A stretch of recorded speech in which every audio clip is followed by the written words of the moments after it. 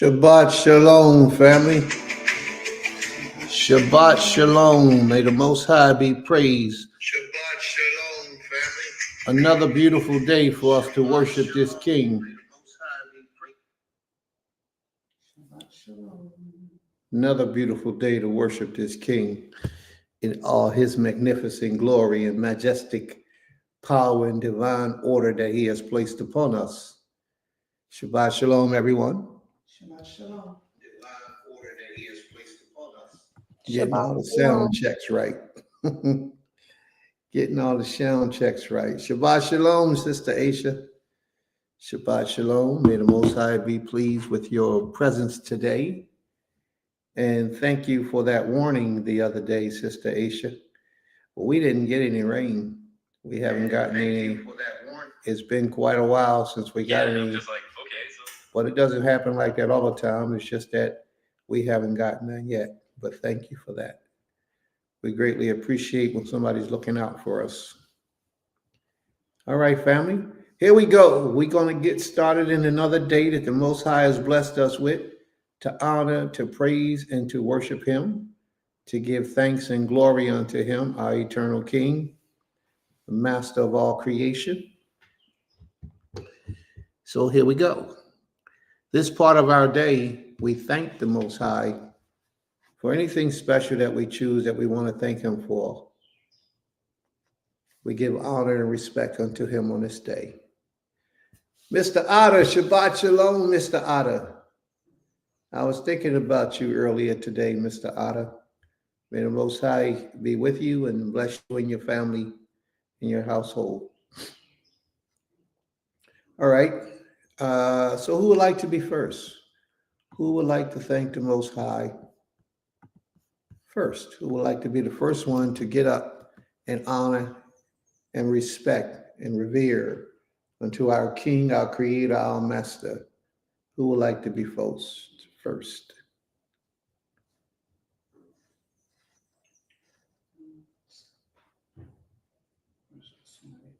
Making sure it was on the message today. Well, I can go first. Okay. Can you take the mic? Yeah, I mean, go ahead.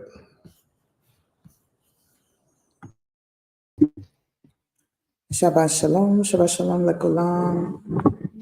All praises, all honor, all glory goes unto the Most High, our King, our Master, one who knows, sees, and hears all things.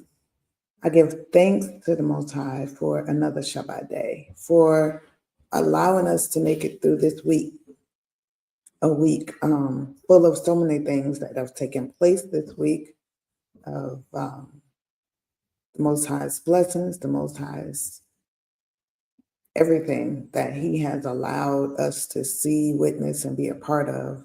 I'm giving thanks to the Most High for that. Thanking the Most High for my Horim, my mother and my father. May the Most High continue to bless their memory.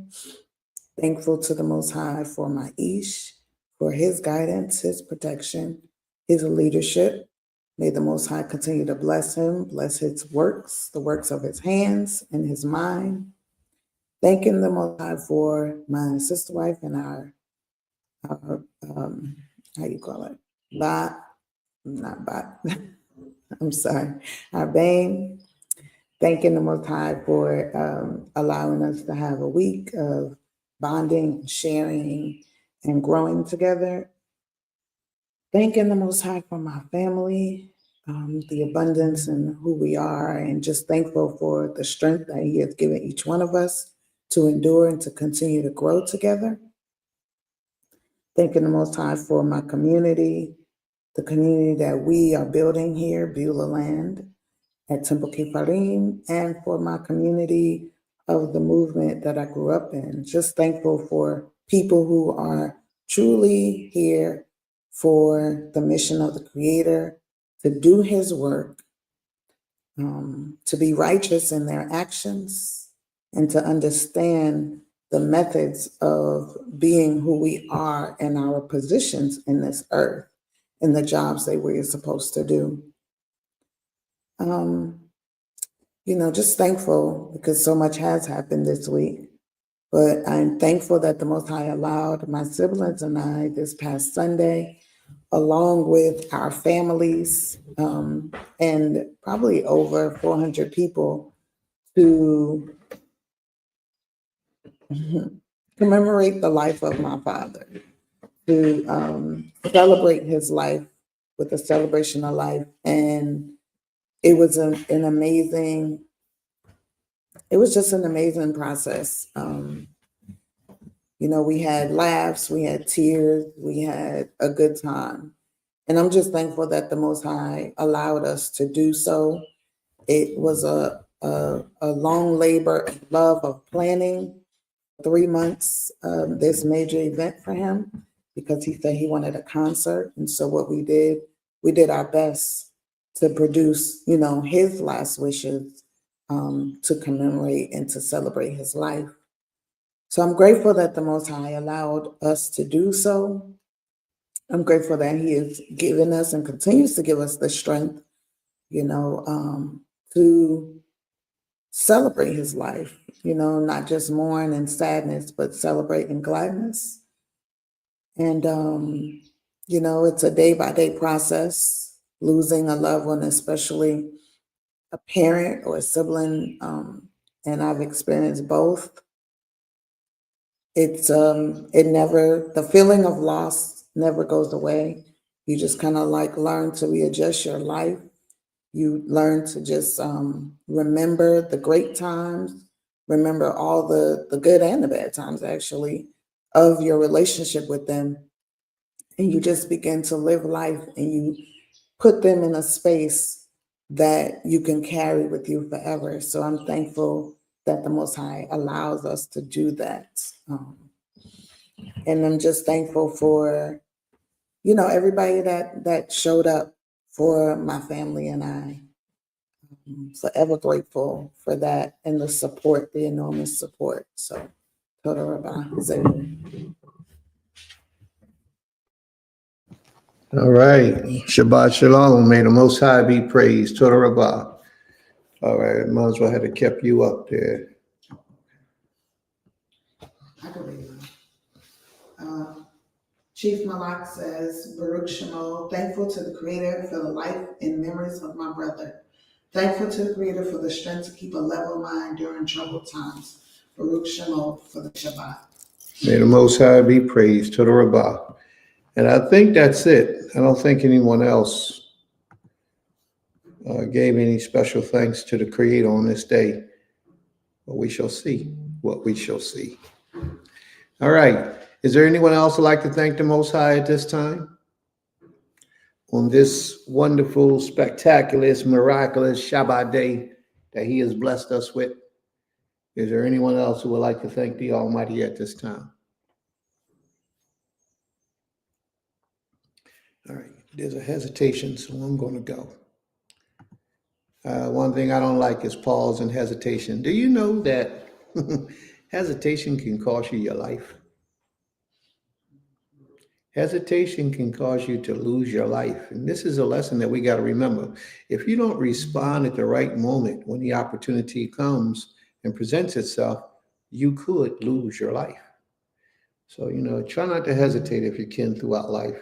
When you get something, you see something, you got to do something, do it. And try not to be a procrastinator, because procrastination can cause you to lose out on so many things that the Creator has in store for you. Procrastinating. And a lot of us, we have those types of things, character traits in our discipline of life. We procrastinate, disciplined very well to do so, and we hesitate, and we're disciplined very well to do so in life. These are the two challenges, life challenges, that we have to learn to get under control. But I like to thank the Most High for life, for health, for strength, for portions of His wisdom, knowledge, and understanding, for the Creator just making things so good. I got to be, transparent. The Most High has done so much. We had some situations take place here on the land And, when situations like that happen, people are usually so sad. In one sense, I can understand why you would be sad.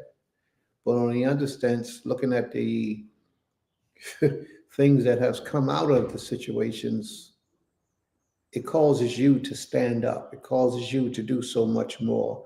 It causes you to be so focused. And if that's what the Most High had to do to bring that out of us, then I'm thankful and I'm grateful, you know, because things have changed in this last week. I will say this last 2 weeks tremendously. Organization, structure, discipline, cleaning, responsibility levels, things have just changed tremendously. And sometimes that's what the Creator got to do. He got to shake you up a little bit to get your attention.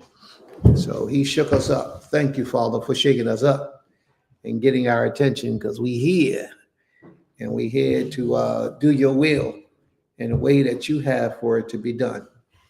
So may the Most High be praised. So just letting you all know, we are live now. The lessons are going forward. We're going to have a true, uh, I like to say, a crazy lesson today on the book of Ezra. We finished Nehemiah last week, and this week we're going to be getting into the book of Ezra. We got to go through all of our formalities first before we start our class. But I've even learned some things during this week in my studies of the book of Ezra. I've learned some things that I did not know about the book of Ezra. So we'll be speaking on that today. May the Most High be praised. May the Most High be praised. I thank the Creator for allowing my family to make it back home to Philadelphia safely, a portion of my family, to make it back home safely. Because again, when you're traveling on those planes, nothing is guaranteed. But yet the Most High saw fit to allow them to make it safely, and I'm grateful. Another thing is that I've heard from some brothers that I hadn't heard from in a long time in reference to this way of life and worshiping and honoring the Creator, and they say particularly that they are ready to make that shift in their understanding, and I am ready to receive and do my portion between men and women. It's just not just a gentleman, it's females as well. And I'm ready to do my portion, whatever that may be, to help and assist in their direction of their servitude to the Creator. So may the Most High be praised. May the Most High be pleased. And may the Most High, above all things, be honored by all of His creation. Toda Rabbah.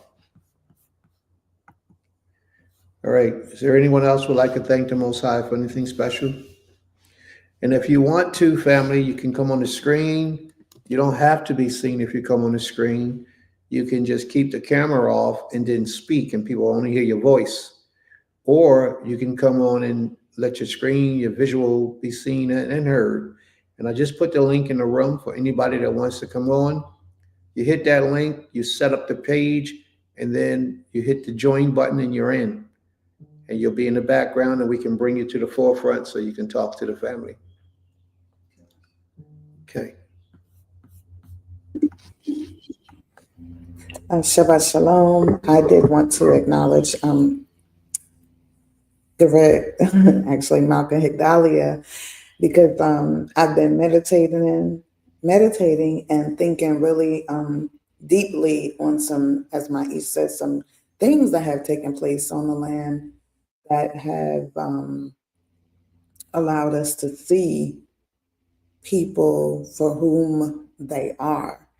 And today I read over some scripture that she sent me yesterday that I didn't have a chance to read over. And it actually answered how, I need to respond. And it gave me the direction that I need to, move forward in. Because I think what happens is a lot of times people will do you wrong when they're doing their best, I guess, to do themselves right. Sometimes people don't understand there's a balance to it and how you move. Well, people do understand and they just don't care, right? And so, but they assume that you are now in anger with them. And a lot of times it's not even about being angry. A lot of times it's just disappointment because people don't, keep their word. And, or people just truly show you who they are. And that could be disappointing when you want the best for people. So, I'm thankful that the Most High utilized Malcolm Higdalia to show me how to respond, because that's, my biggest prayer to him is always give me the words, show me what to do, because I don't want to respond to anyone emotionally, because it's not even about my personal emotions. It's about, the it's real truly about the presence of the creator, and are we living righteously and doing what he asked us to do, and do we truly go before the Most High and ask him for guidance? And a lot of times we don't. We make moves based on our own interpersonal desires, and we don't even inquire unto the creator for guidance with that personal desire. We don't ask him, am I doing the right thing? Show me the signs. you know um and I could say I used to live like that. But upon, being married to my Ish, he taught me a lot of times, before you can desire it, but go before the creator and ask him if this is what you should do. And I noticed that a lot of times that's what I've been doing more and more lately. In the presence, when someone asks me something, I'll, instead of just responding quickly and saying, yeah, I'm gonna do that, or yeah, that's a good idea, I'll say, you know what, let me think about it. Let me go before the creator and, ask my Ish about it as well.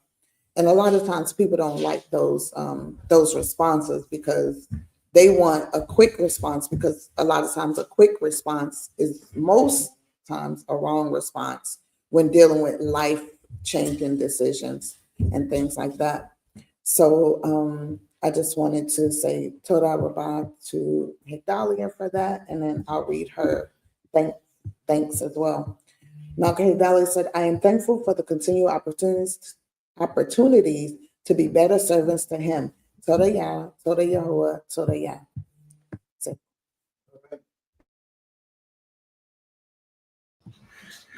Toda Rabah, may the Most High be praised. Does anyone else like to thank the Most High for anything special? Now is the time. Okay, you got the floor. Shabbat shalom.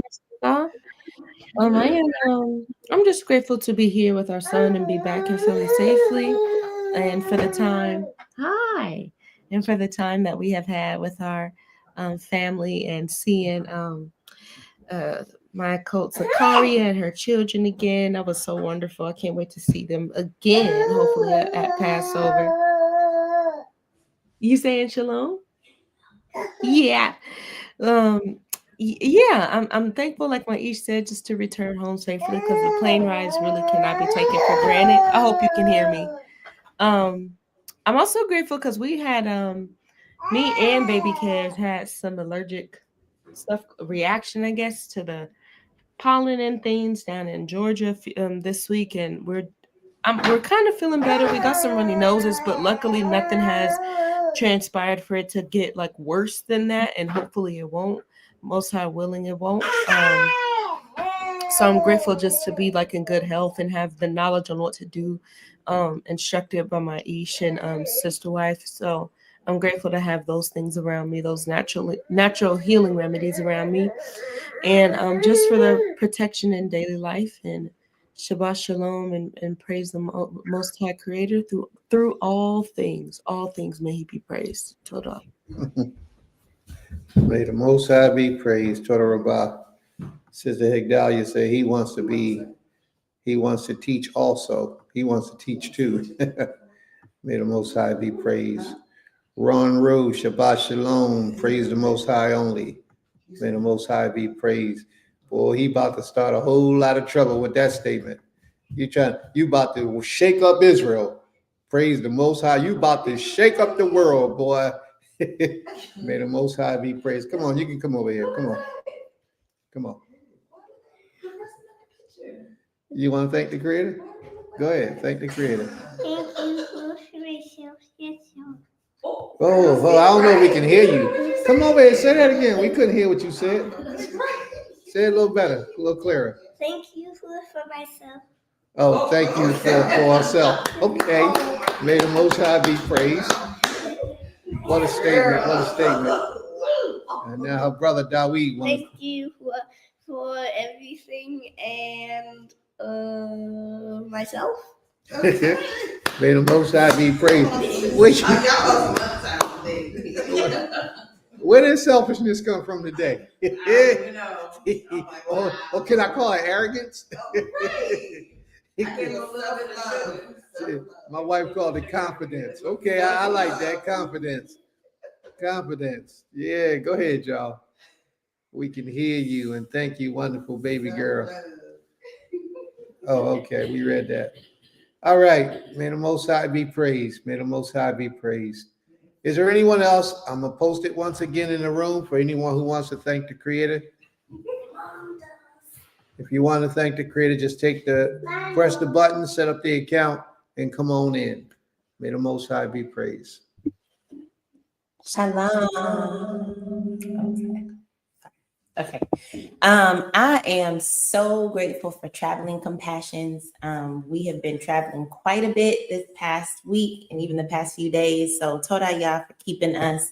Toda Yah for the ability to commune. We are so grateful to be back here on View the Land with the family. We got to see baby kids. We got to do a lot of things. So hallelujah. I'm grateful just for all the things that Abba Yah is doing, all the things that he is doing in this season of renewal and rebirth and growth. He is really, really, really showing out, and he's been showing out. So I'm excited to see what he has in store for us, those who seek to serve him and those who serve him with their whole hearts. I know that he is going to do some great things for us in these next upcoming months and years. So I'm excited. Hallelujah. Yes. Right about that. We'll do some wonderful things for, and I just thought about that today, man, how the Creator is just incredible and how he has already done so much, But when we have been living in his blessings for so long, sometimes the great things that he do goes unnoticed until you really stop and think and look around you and say, like, for example, we sit in this beautiful temple that we built with our own hands here on this Shabbat day. Now, how many people still renting a facility and going through the hardships of having a place to worship? And here it is, we got a place that we built with our own hands to honor him and to pray. We ain't got to worry about nobody died in the place. You know what I mean? Because so many people dealing with those issues, contaminating the building forever. We don't have to worry about those issues. We grateful, man. We sitting on 110 acres of land. We got a lot to be thankful for, We got so much going on already that sometimes all we need to do is just be patient and sit still and say Todah to the Most High, because he has done so much. And I mean, it is a whole lot in comparison to what we've been through to get to this point. All the things, the lies, the rumors, the accusations, the people, the separation, all that type of stuff. We have our own school. We opened up our own school 4 years ago. This is going into our 5th year coming up. So we've been doing it, man. We got so much going on that we should be thankful for. We don't have time to sit back and cry and pout. We got a lot to be grateful for, because the Most High has given us a lot. He's still providing a lot for us, and we got so much further to go. So may the Most High be praised.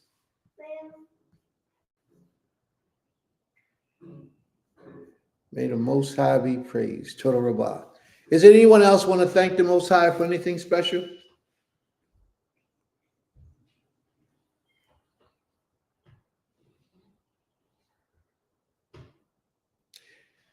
No one else wants to thank the Most High? Okay, we're going to get started with the commandments then. Let's get started with the commandments. The late birds are coming, and then they're going to thank the Creator. Hey, and family, come on now. We got 1,100 people in the room. Let's get some likes and some shares going on here. Can we do that? Can we get the likes and the shares? I could swear YouTube be holding us back. I could swear YouTube be holding us back. But what can we say?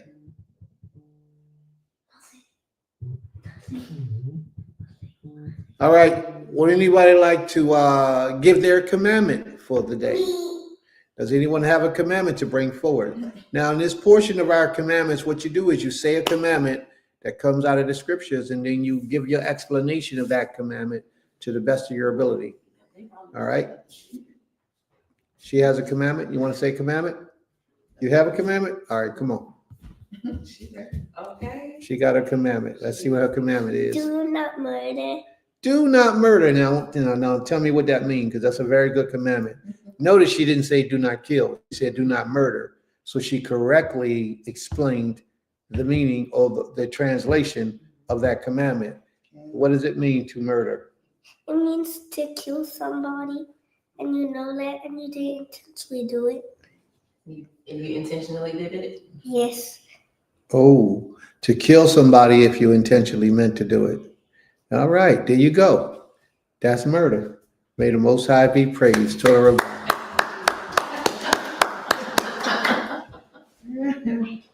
We got another commandment? We got any more commandments? Anyone else? Shabbat Shalom, Aim. Shabbat Shalom, Aim. I am thankful for the experience of pain.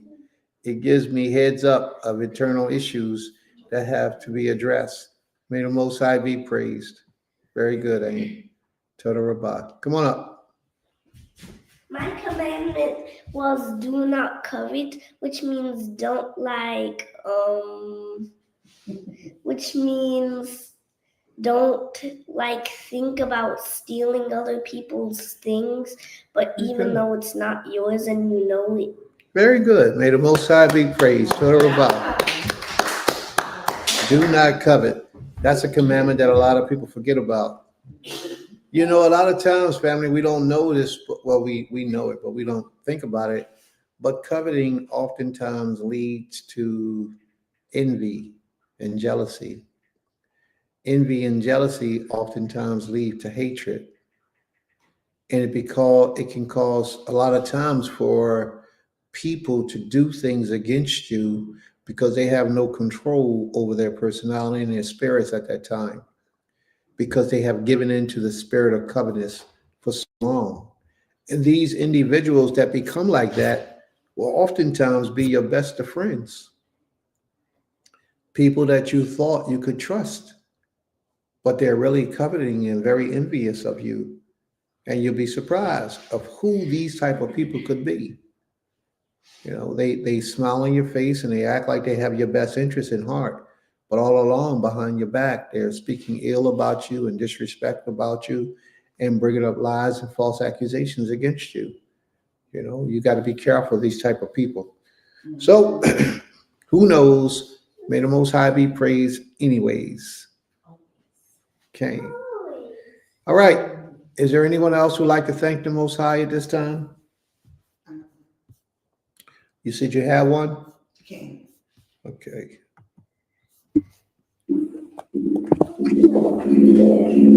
Oh, you know what? We wasn't even into thanking the Creator, but we got back into that because of AIM. But it's okay. If you got to thank you for the Most High, we'll do that. All right. And then, family, while she's doing that, can y'all look up a commandment? Because everybody, we got to remember the law of the Most High. And therefore, we rehearse the commandments so that we will remember the laws of the Creator. All right? May the Most High be praised.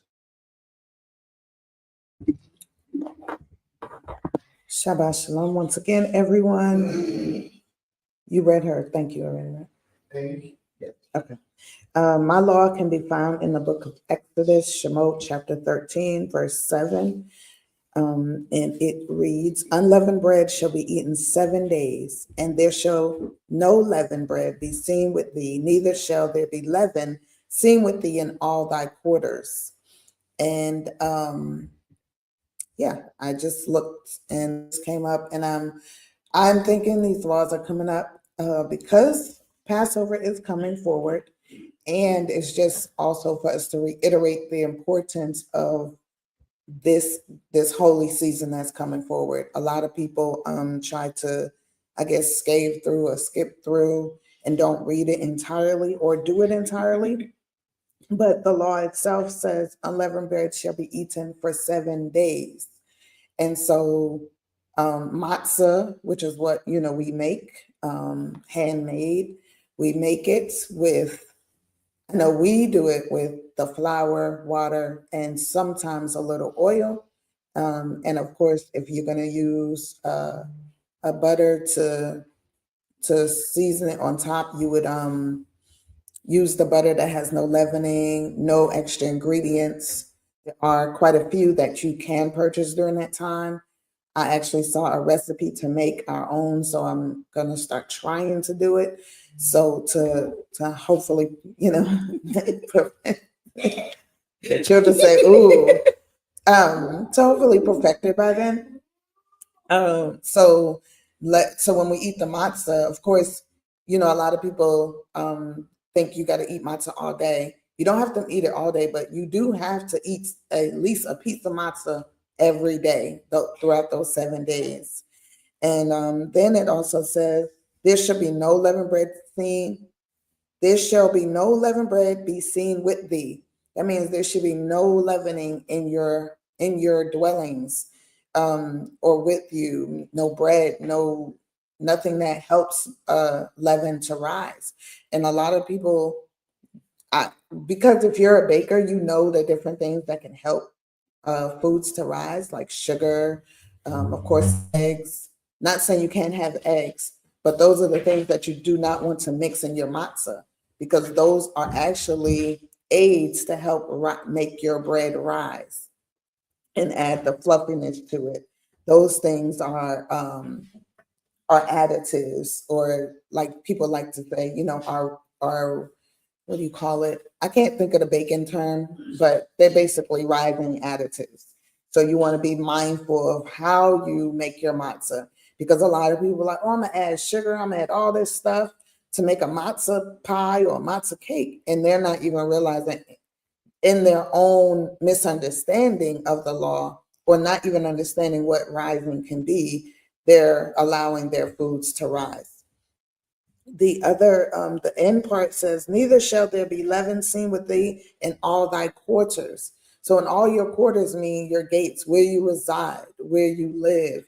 So you don't want to have, in the house that you live in, you don't want to have leavening in there. So that's when, that terminology that I know I grew up with, the terminology spring cleaning. That's where spring cleaning comes from, where you move everything in your house, move your dressers, your beds, everything. You sweep thoroughly, you mop, you wipe down with rags your borders in your house, what you call your foot borders and your head borders and your ceiling, all those things, your window sills, all those things are where, because when you look at it, food, stuff, particles from the air sits upon those things. So this is when you go into your houses and you thoroughly clean. You clean your oven thoroughly.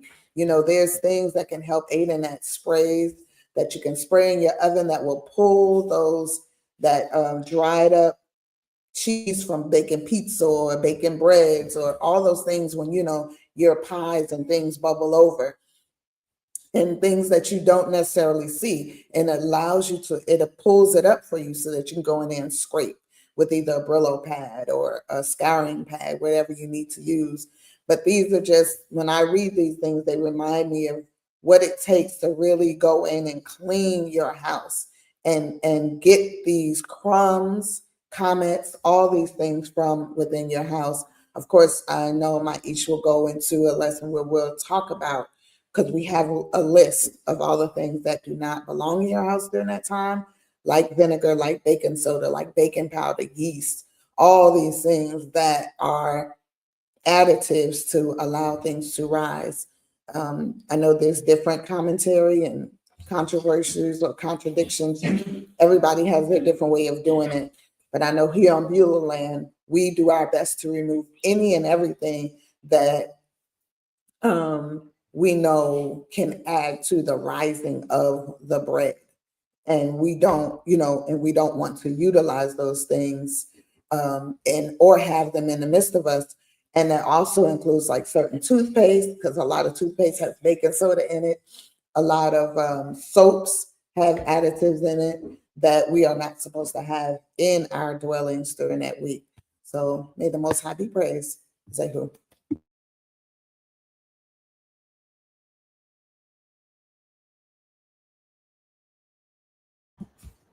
All right. All right. So anyone else want to thank the Most High? I see we had a lot of latecomers in, but we're going to give y'all the opportunity to thank the Most High and present your commandment. All right. Sister Aisha.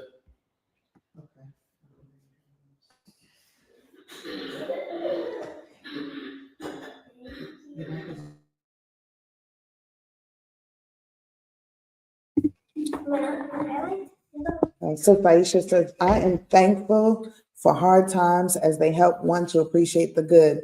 They help us to see areas in our life that the Creator is and want us to take notice of, typically bringing about growth and a positive change. All right. Most High be about. Hey, was that it? Was that the one? I know Brother Asa just came in, but he normally speaks his own. Was that anyone else? That's it. That's it. Sister Gabby, Shabbat Shalom, Sister Gabby. All right. So, Brother Asa, whenever you're ready, you do what you do. May the Most High be praised. I have my commandment. You have your commandment? Okay, wonderful, wonderful. Let's go. Shalom. My commandment is from Wayikra or Leviticus chapter 15, starting at verse 2. Speak unto the children of Israel and say unto them, when any man hath a running issue out of his flesh, because of his issue he is unclean.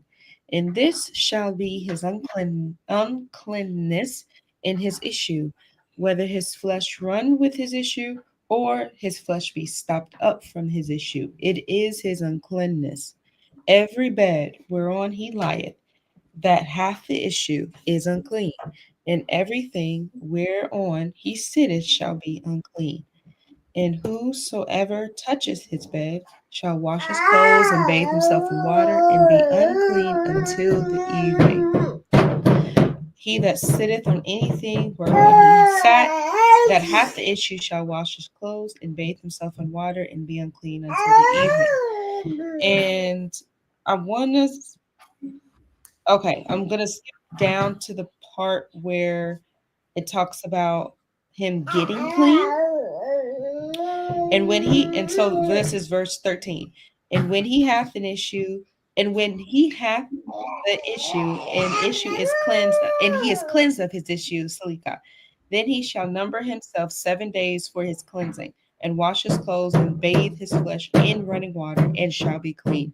And on the 8th day, verse 14, he shall take to him 2 turtle doves or 2 young pigeons, and come before the Creator unto the door of the tabernacle of the congregation, and give them unto the priest. And the priest shall offer them, and the one for a sin offering, and the other for a burnt offering. And the priest shall make an atonement for him before the Creator for his issue. So, the thing that's one of the things that stood out to me, as we talked about last week, was the importance that the Creator puts on the evening of the mixture of the next day. And spiritually, that means a lot to the Creator. Getting clean means getting clean before the next day, before the evening, means a lot to the Creator, because it's just how he set it up. Spiritually, there's a shift between the today and the next day. There's a new paradigm. There's a new shift that the Creator allows to happen. And since it's important to the Creator, it should be important to us. And as I'm talking about this, I'm thinking again what we talked about last week of the Shabbat, when it's coming in and when it ends, and the evening, things like that. And I've always thought, like, Shabbat comes in after the evening, right? Like there's a mixture that happens the evening and then the Shabbat comes in. But I'm starting to think that the Shabbat comes in actually at the evening, like at the mixture, right? Not after the mixture, but at the mixture. That's what I'm thinking, based upon just all of this. So that's the first thing. And then the second thing, I actually had a question about this. It talks about a running issue or the issue being stopped up. So does this apply to pimples and pimples being popped? Because I had a white, what's that called? Like a whitehead. I think it was down there. I'm not, yeah, I think when I was down there a few days ago and I had popped it, and I thought about, oh, am I unclean? I'm not sure. Is this considered like a running issue? I'm not really sure. So hopefully, Ishi can answer that. So that's my commandment. Total Rabah. Let me ask you a question. Don't go anywhere. Very good question. A lot of people don't think that deeply. Very good question. But here's my question to you. Are pimples contagious? Did you I'm sorry, did you say are pimples contagious? Yes. If you Oh. broke the pimple, take the pus and rub it on somebody. That's nasty.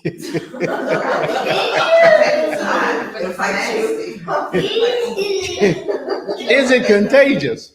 The answer is technically no. As far as I know, it's not contagious. It's nasty. I would not do that, but it's not contagious as far as I know. Yeah, as far as I know, it ain't contagious either. So, and I don't think that that's a running issue. A running issue is something that constantly leaks or runs on its own. You pop that the pimple, that's it. It's stopped up with stuff, and that's it. It's all gone. There's nothing else running. The bump itself is stopped up with that fluid, but once that fluid is released, that's it. You got a hole in your face. What the Creator is speaking about, now this is all my opinion of this law, my interpretation of the law. Leviticus 15. Start at verse 1. What the Creator is speaking about is venereal disease, sicknesses. Like some people have what we call herpes outbreak. A herpes outbreak runs, you see the pus, it just oozes out from the sore or on their genital parts, because there's different types of herpes. Syphilis, gonorrhea, where the follicle leaks fluid, or the vagina would leak out a fluid because you're sick. You see what I mean? These are the types of things that the Creator is speaking about. Things that are contagious, venereal diseases, how you can infect somebody else. Those are the things that he's speaking about in Leviticus, the 15th chapter. Yes. Because medically, there are pimples, there are things that can look like a pimple or start off as a pimple that can grow to be something else. So you just gotta be, when it pops, you gotta see what comes out. You know, like if that's better, I mean, if that clears it up, like, because if it pops and it's green or something, that shows infection. But if it pops and it's white, that's usually just from like an ingrown hair or something like that. So I think that would determine, because of course, like you said, that one pimple right there is not a running issue.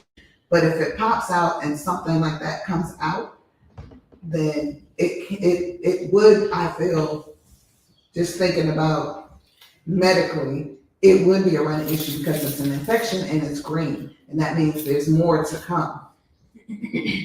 And you could touch that green stuff. That's why when children have runny noses or if it's green, they tell them to stay home because it is contagious at that point, because you can spread it by touching it or just being the spores of it being in the air. Okay.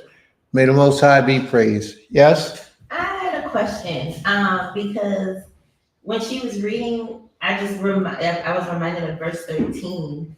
And when he who has a discharge is cleansed of his discharge, then he shall count for himself 7 days for his cleansing. But I don't think a venereal disease is going to cleanse itself in 7 days. That's not what that says. See, read it again. And when he who has a discharge is cleansed of his discharge. Stop. That means when it's over. Oh. So once your discharge stops, once your venereal disease goes away, it's not affecting you. The Creator wants you to count an additional 7 days to be on the safe side that is gone. Okay. Yeah, He wants you to go another 7 days just to make sure it's gone. That makes sense. Okay? Yeah. It says out of his member is the key word for running issue. But women have running issue. I mean, I guess it pertains to that man. Mhm. It's only when it comes out of his member. Mhm. So you saying a man can't have a running issue on his face or his finger? A man can have a running issue in many places. He can have it coming out of his nose. He can have sicknesses, a cold coming out of his nose. But the Creator is specifically saying a running issue from his member, meaning his follicle. Is letting us know He's talking about venereal diseases or any type of infectious or contagious thing that a man can have that he can give to someone else. Where does it say that he says his member? Read it, verse 1. Read verse 1. Okay, verse 1. Mhm. And the Creator spoke unto Moshe and to Aaron, saying, Speak unto the children of Israel, and say unto them, When any man hath a running issue out of his flesh, Out of what? his flesh, Some people say flesh. Some might translate it as flesh. Some translate it as member. But go ahead, keep going. out of his flesh, because of his issue, he is unclean. And this shall be his uncleanness in his issue, whether his flesh run with his issue, or his flesh be stopped up from this issue. It is his uncleanness. Okay. Some people translate it as flesh. Some people translate it as member. But it's basically saying the same thing. Oh, because I mean, I would say what Madiah said. I mean, you don't have to have a stopped up issue just in your member, right? I think we missing a point. The point is this. Whenever you got fluid coming out of your body that can contaminate somebody else, you are spiritually, ritually unclean. Okay? And you are physically unclean because you can contaminate someone else. All right? Now, your blood can contaminate somebody else if you got a disease in your blood. So if your blood is running, it's a form of causing you to become unclean. All right? If you got a contamination in your blood, you can pass that because of your blood getting upon someone else. So that too is something that you should consider a running issue. But we're basically, let me tell you something. If you got a venereal disease, a sickness in your body, and you got a running nose and that blood gets on someone, they can catch that sickness from. Now, let me tell you something else even more deep that I just realized this week. I just learned this week. I just learned this week. If somebody has cancer, their bodily fluids can transfer the cancer to you. Just learned that. I had no idea that, I didn't even think of that possibility. But because we walk in accordance to the Creator's commandments and we try to avoid when someone is sick with a disease like that, of contaminating yourself by touching them, because yes, if they have cancer, you touch them, you unclean until the evening. It's just that simple. It's a sickness. Well, the cancer would have to be a lesion of some type, where it's running out, then you're unclean. Because a lot of people walking around with cancer, we don't even know we're infected. But once you come to the realization that you know that that's what that lesion is, and you know it and you see it, even if you don't know what it is and you got a lesion, you're unclean. If it's dripping and running, you're unclean. But the point is, if that person's saliva gets on you, you can catch that disease. It never even crossed my mind that was a possibility, but it's a fact, scientific fact. Yes. It made me and Zachariah think about when my father was here and he had swelling, but what happened? He started to get boils. That's the running issue that stopped up. And so when it popped, they told us if we touched it, we could cause the boil to come on ourselves, Mhm. or if we touched other parts of his body. That's right. So we had to wear gloves and be very like specific when we cleaned it to make sure it didn't spread from his body, because what if we noticed it was spreading once the oozing came out and started oozing down his leg. That's correct. That's correct. Mhm. You know, so imagine what Job went through when Job was unclean with boils all over his body. He was excuse me, he would have been spiritually unclean. Mhm. Yes. Mm. All right. So that was a very good commandment that you brought up. And I'm sure that it opened a lot of minds of a lot of people, because a very good commandment, Toda Rabbah. Now, Aim have something she wanted to address about something that took place earlier. And Kitar says, at Princess Medaya, I believe that unleavening can represent the memorial of the swiftness and simplicity with which we were to prepare ourselves to leave behind all the things that keep us enslaved. That's deep, Aim. That's deep, Aim. All the things that keep us, you know how many things keep us enslaved? All right, let me something real simple. Something real simple. You live in the city, Mhm. but you want to move in the country. But you don't want to move in the country because It's not quick those things in the city that's holding you down are keeping you enslaved. It's just something simple. But I know Amy was talking about it on a different level, but I totally agree with her. And can I say, it made me think about how it also causes us, like she said, to leave things. It also causes us to be more creative in thought when we are leaving those things, because now we have to work with what we have. And that's basically what our ancestors had to do. So it's like, it's kind of like going back to the grassroots of it all, and going back Go ahead. going back to the original, to using things that we had, that, like you're saying, when you're in the city, oh, it's quick. Oh, I forgot eggs. I could just run to the store. But when you're in the country, you don't have another 30 minutes to an hour to go run to the store, come back, and do everything.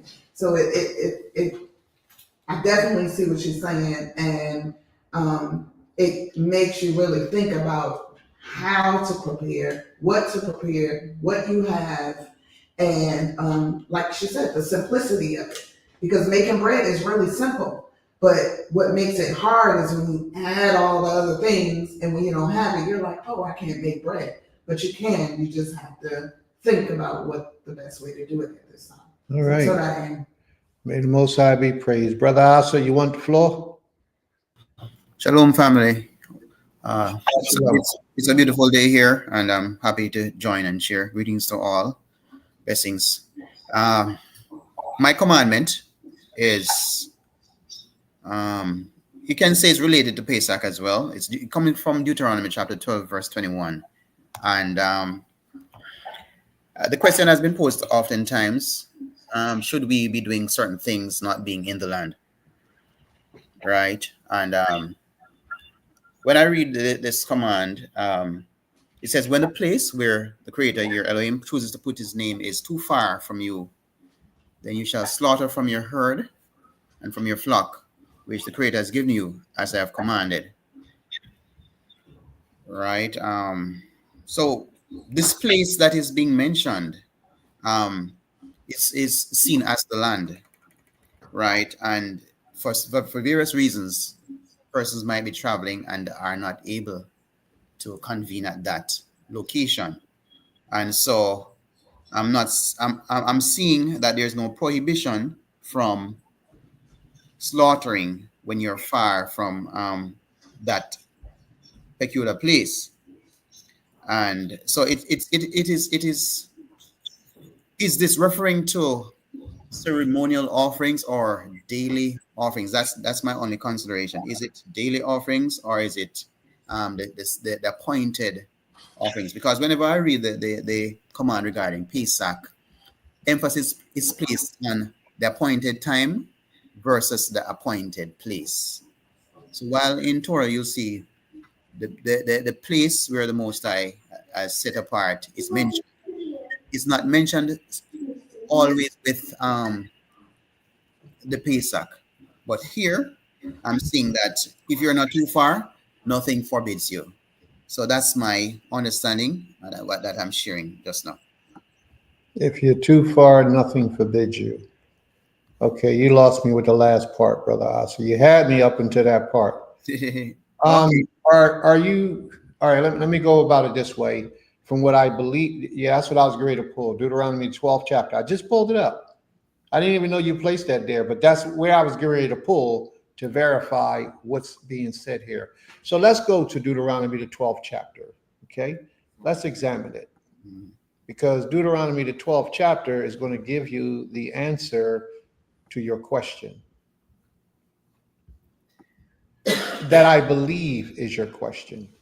Okay, so here we go.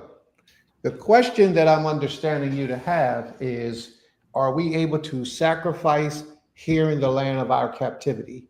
Because the Holy Land is too far from us at this time while we are in our captivity. Is that what you're saying? Yes. Okay. So let's examine this. Let's read it. Let's say we shall start. Let's start at 1. Laws of the sanctuary. These are the statutes and judgments which ye shall observe to do in the land which the Most High your Elohim, Ha Elohim of thy fathers, giveth thee to possess it all the days that thou live upon the earth. How long? All the days that you live in the earth. Ye shall utterly destroy all the places wherein the nations which shall possess serve their gods, their deities, upon the high mountains and upon the hills and under every green tree. And ye shall overthrow their altars and break down their pillars and their groves with fire, and ye shall hew down the graven images of their deities and destroy the name of them out of that place. So what is that saying about these churches and all these things where these people are practicing and worshiping all these deities? Yeah. But ye shall not do so unto the Most High your Elohim, but unto the place which the Most High shall choose out of all your tribes. Now watch this. But the place which the Most High your Elohim shall choose out of all your tribes to put his name there, even unto that habitation shall you seek, and hither shall you come. Now, in the writings of Deuteronomy, the Most High didn't actually choose a permanent place in the time of the book of Deuteronomy. When the Most High chose a permanent place was when the temple was constructed. And the temple was constructed in Jerusalem. At the writings of this law in the book of Deuteronomy, we wasn't in the land yet.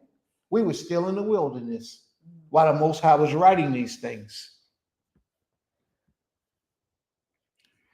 But unto the place which the Most High, Ha Elohim, shall choose out of all the tribes to put his name there, even unto his habitation shall you seek, and thither shall you come. Where in the earth did the Most High choose out of all of our tribes to put his name? In Jerusalem. And where do you find that at? When Solomon built the temple, 1 Kings, I believe it's chapter 33, is it? Or chapter 8 and 33, somewhere around there. In 1 Kings, when Solomon built the temple, he made a prayer to the Most High, and the Most High granted his prayer and his request, and he calls that to be the place. Chapter 33, 34, 1 Kings. Is that correct? All right. So while she's finding that, I'm going to let you know. And you get it again in Chronicles, 1 Chronicles chapter 7. First Chronicles chapter 7 and 14, I think it's where it starts. But in that place, you'll find where the Most High accepts it. What did it say, sis? Where we at? You got it? You said 1 Kings 33? Yeah. No. No? No. It only goes to 22. All right. Well, 22 and 33.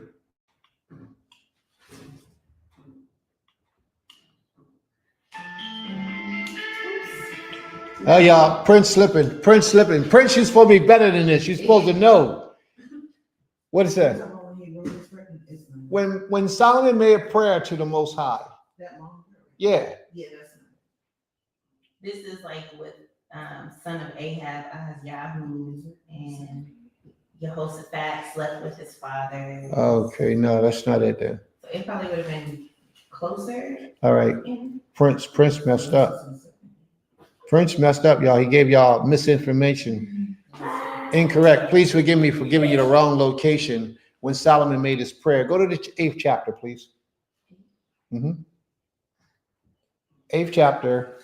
You see the 33rd verse there in 8th chapter? Yes. What does it say? Is that Solomon's prayer? Yep. When your people of Israel. Thank you. I ain't that bad off, y'all. I did say the 8th chapter.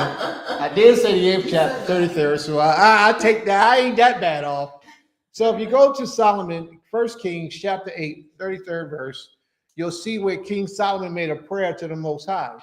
And when he made that prayer to the Most High, he asked the Most High for a specific thing.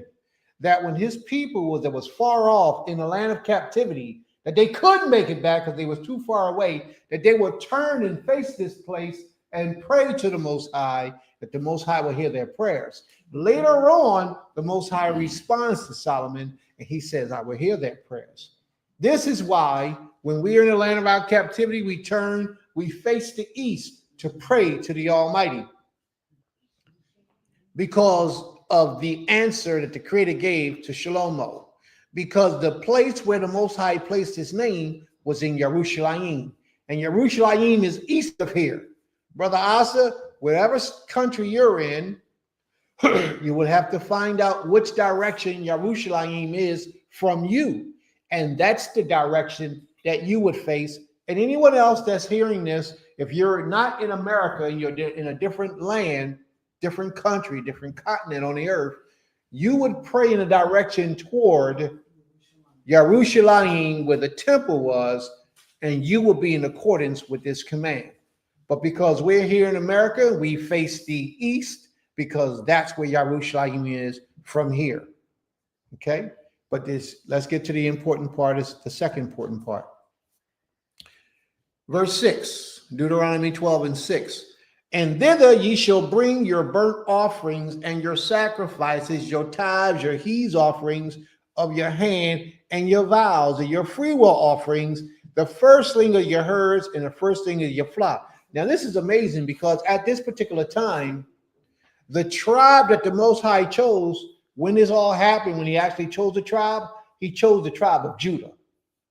But yet he's telling you that this place that the children of Judah lived in, resided in, which is Yerushalayim, the ancient name of Yerushalayim. Anybody know the ancient name of Jerusalem before we named it Jerusalem?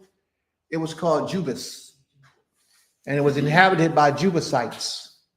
And King Melchizedek, he was the king at that particular time, way back in the day, prior to us inhabiting the land. The capital of Jubas was Ai. Jerusalem became our capital with King David. Okay. So he's actually saying that in the tribe of Judah is where you will bring all your tithes, your offerings, and all those things to the inhabitants, to that place. But the tribe of Judah wasn't where you gave those things to. You were supposed to give those things to the Levites. Levi was with Judah. But the funny thing is that the Most High knew that that would be taking place all of many years earlier in the time of Moses, that Judah will gain prominence in the land, that the Most High will choose Judah, and that Levi and Judah will be living in that land. Okay, so that's the answer to that portion there. Verse 7. And there ye shall eat before the Most High your Elohim, and ye shall rejoice in all that you put your hands unto, you and your household wherein the Most High has blessed thee. And ye shall not do after all the nations to do the things that every man, whoever is right in his own eyes. That is so extremely important. Ye shall not do after all the things that we do here this day. where every man does what is right. I got to read that again because I don't think they hear me. Ye shall not do all the things that are right. You shall not do all the things that we do here this day. Every man does whatsoever is right in his own eyes. And that's exactly what we do today.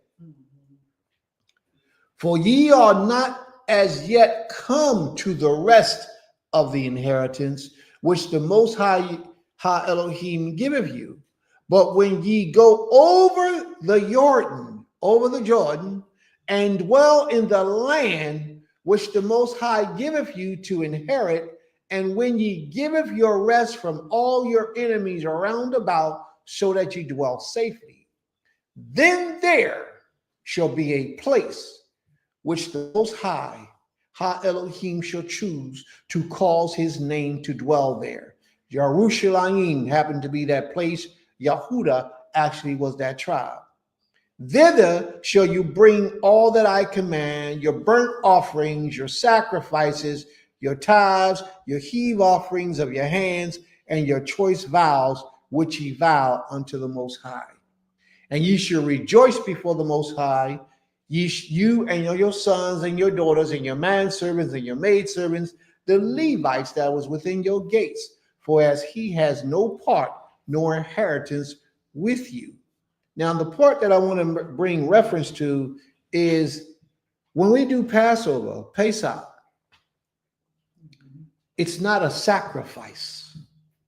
And that's what a lot of people think, sacrifice. It's not a sacrifice. What it is it's a memorial of a memorial of a memorial.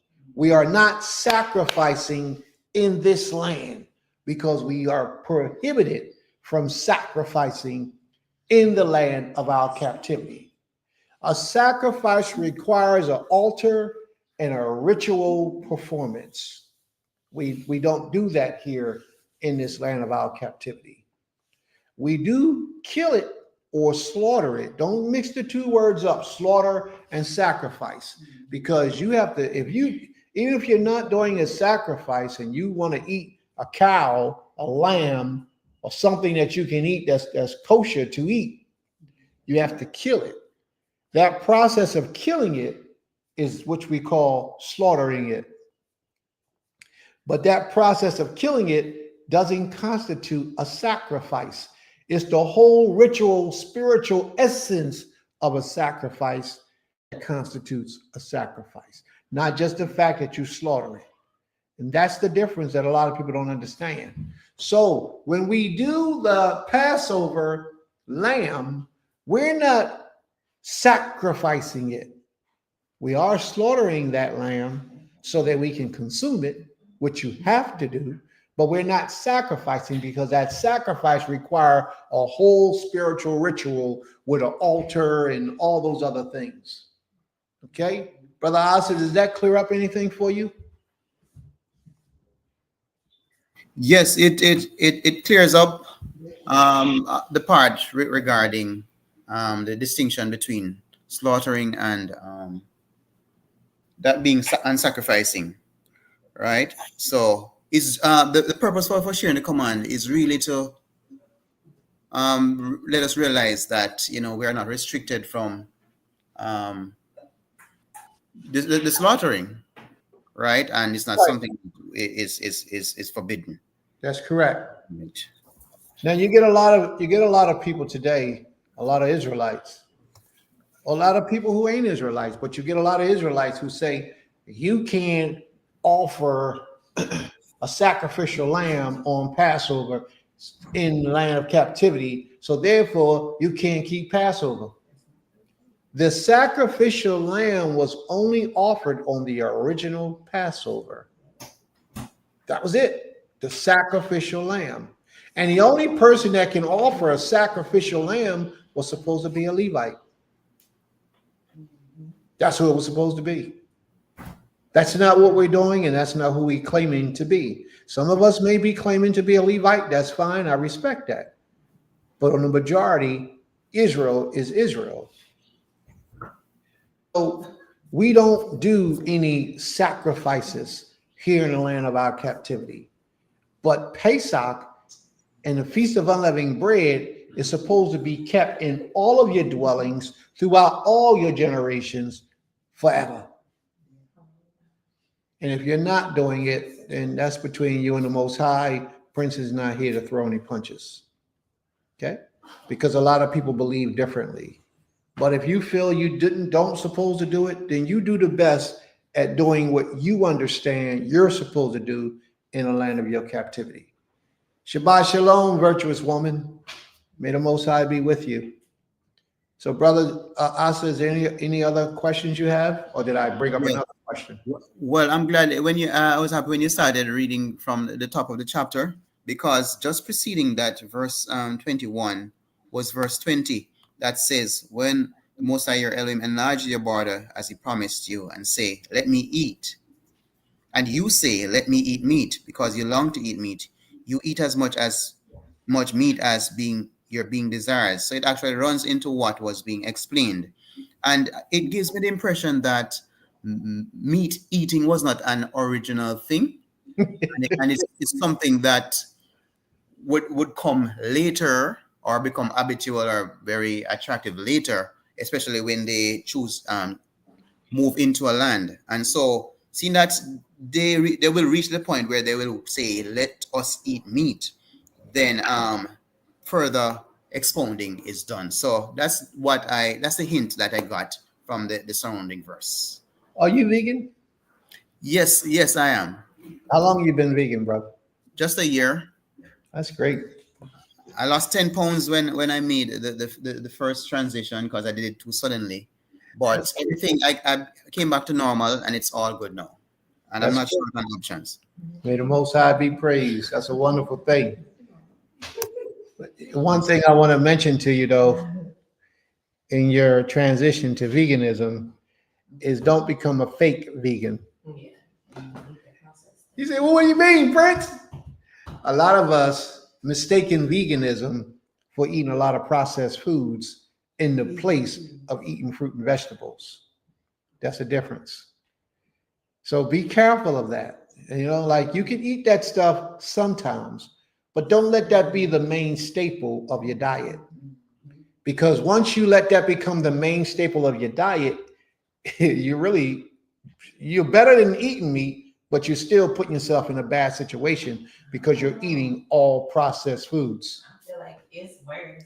You feel like it's worse? Yeah, if you eat the processed vegan food, because there's so many different ingredients and chemicals and the mixtures of ingredients and mixtures of chemicals that aren't supposed to be mixed together really to try to produce the flavor or the imitation of the meat I'm sure, because we haven't been at it long enough to do adequate testing, like I'm sure it's worse I can literally, I don't know.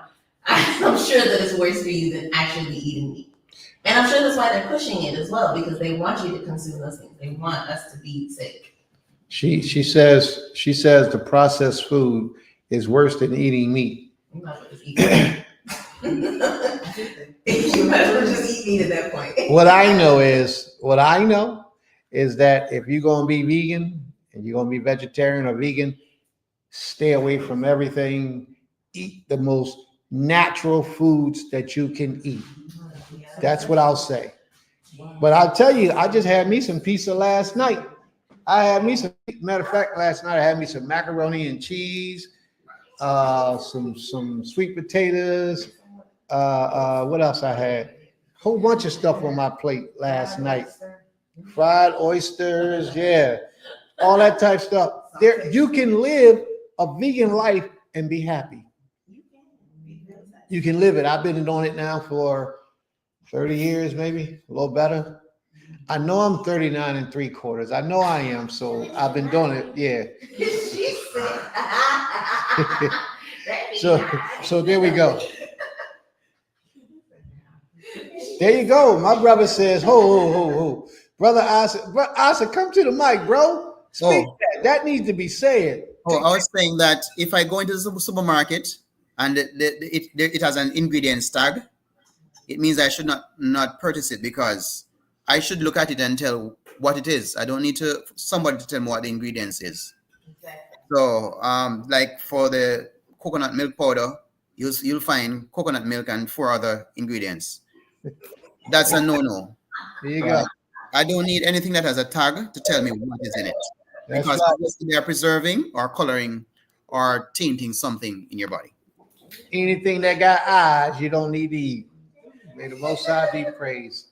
Simple. And underneath the crown, you come in here being sassy. Underneath the crown, come in here being sassy. If you 39 3/4, then I'm forever 21. Welcome to the forever 21 family, sis. That's all. Shabbat shalom. Shabbat shalom, Sister Tara. And sorry for your loss, my sister. May the Most High be with you. A virtuous woman. Brother Oscar said Forever 21 has closed down.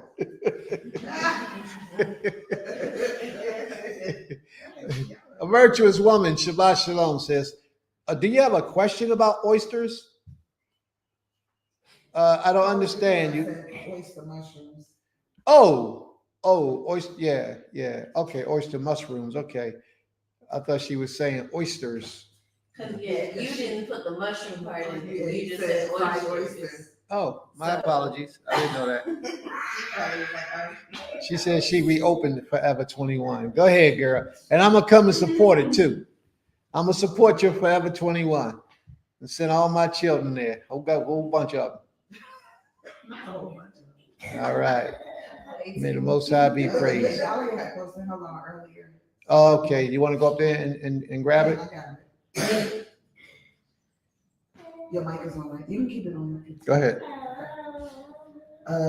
Malcolm McDowell's law can be found in the book of Deuteronomy, Devarim, chapter 15, verse 8, and it reads, "But thou shalt open thine hand wide unto him, and shalt surely lend him sufficient for his need in that which he wanteth."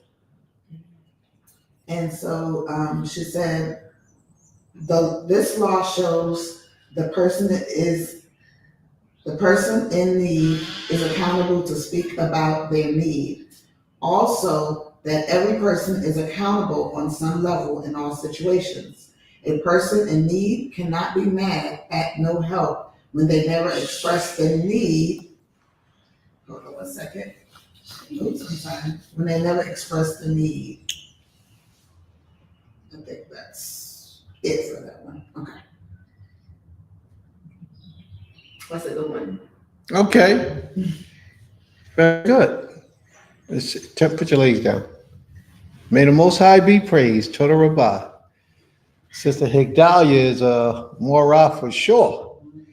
She just posts all kind of stuff on the sneak level. She just puts stuff over there. She be teaching. We're gonna have to invite her in to do a class one day and see how she do. Because she's a more raw for sure. All right.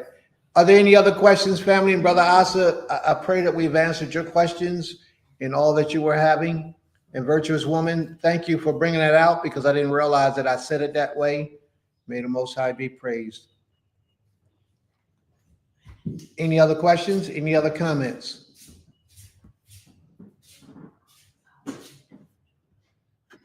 Yes.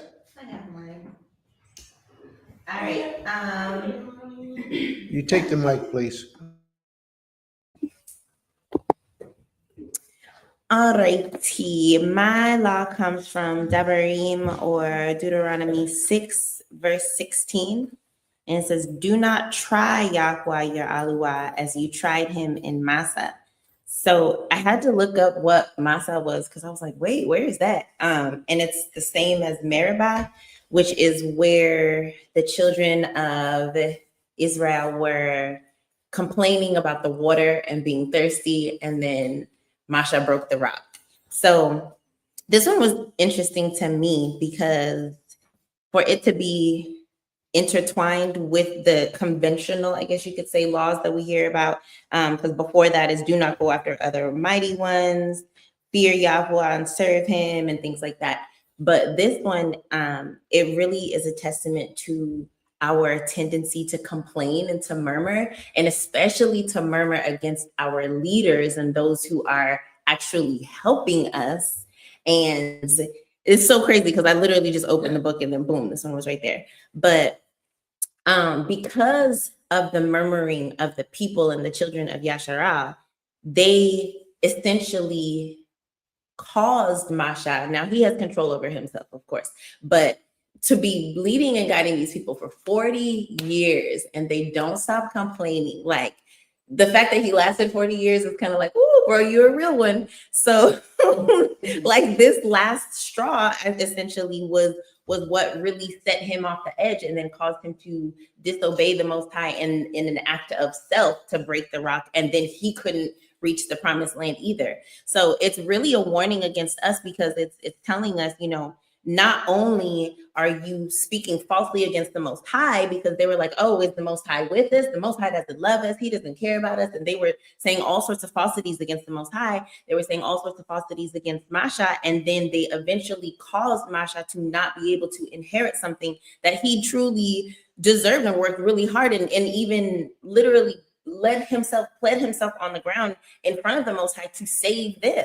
So it really goes to show where we, I hate to say it, but where we are as a people, because I think that a lot of the times we're still in this mindset. But it is a very good warning to us to make sure that we are not murmuring and complaining and that we are really appreciating the leadership that has been placed on us and that we're trusting in the Most High. I mean, first and foremost, because when you trust in the Most High, truly, what a leader is doing or what you think they're doing is not going to sway you because you already know that the Most High's got you. The Most High is doing what he said he was going to do. His word cannot return to him void. So at the end of the day, this is a really, really strong commandment. I think that we overlook a lot of the times. I don't think I've ever read this one before, honestly.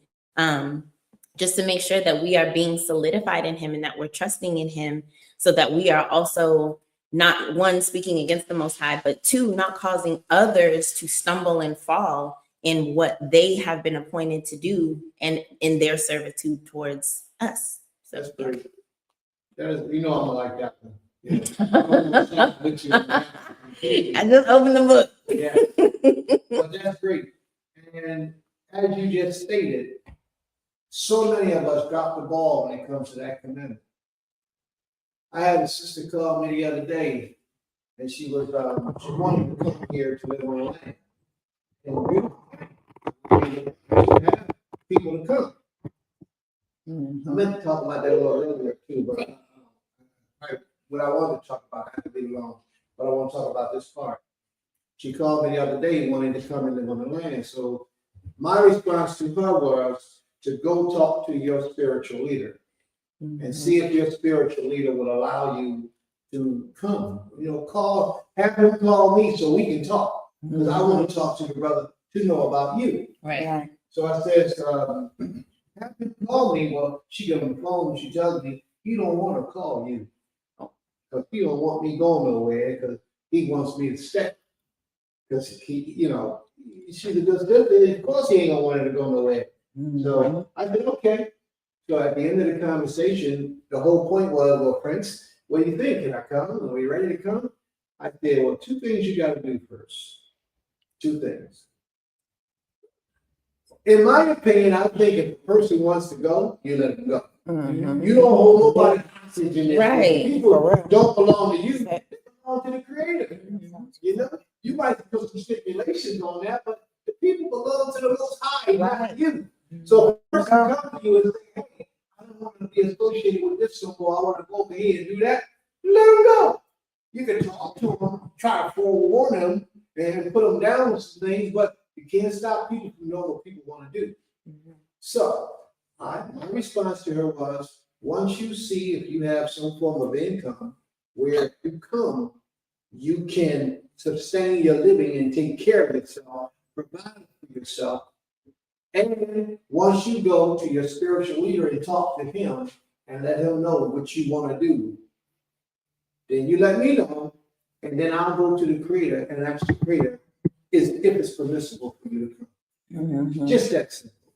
But you can't leave on bad terms. You can't leave destroying all that he's put into you and try to help build you up. Right. You got to lead with the right spirit. Yeah. You know, and if you don't lead with the right spirit, then that negative energy is going to be with you wherever you go.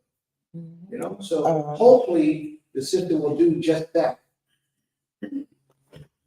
Oh, wow. I'm sorry. Please forgive me. I forgot to turn my mic back on. Thank you, Sister Virtuous Woman. Well, I'm glad you were on point listening.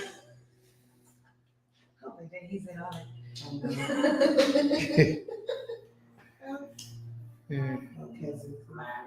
All right. So where was we at? Okay, so she said it wasn't the best, but I assume that you heard. Yes, I believe that's the way you do things. And that spiritual leader who is accepting someone from another community or another class or another teachings who don't contact the other spiritual leader where that person is trying to go, in my opinion, is a bad move. It's a bad move. If somebody calls you for a reference check for another Israelite, you should be willing to give that reference check. But not only that, if somebody's coming to your community, you as an Israelite should be able to reach out to her leadership and talk and do some research, or his leadership, and find out where that person is coming from. What's the dealio with that individual before you just open your doors and say, hey, come on in. Because in my opinion, that's working backwards. There are so many people that are so thirsty to have people in their community so that they'll have large numbers. They got a whole lot of trash in their community. And you know what happens when you get a lot of trashy people together? A lot of trashy results. And trash, if you notice it, it takes time to accumulate. So those trashy results, they ain't gonna happen right away.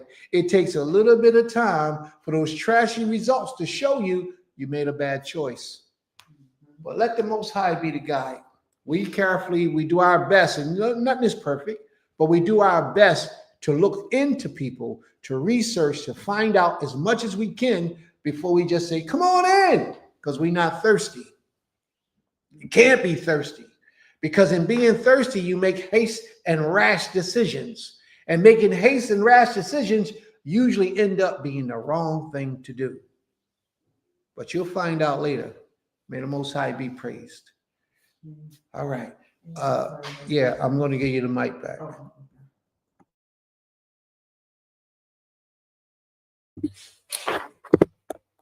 Shabbat Shalom. Aim Sukkari's law can be found in the book of Leviticus, Vayikra, chapter 19, verse 3.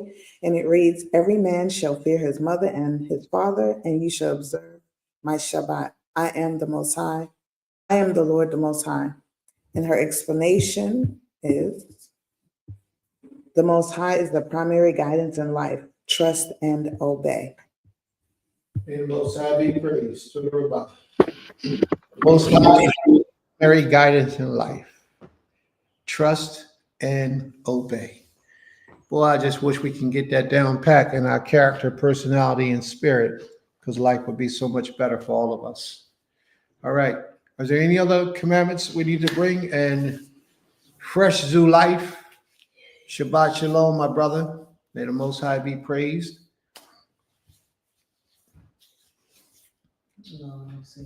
No more commandments, no more comments, no more nothing. Okay. We're going to do what we got to do. Y'all ready to rock and roll? Brother Asa, you don't need any reading today?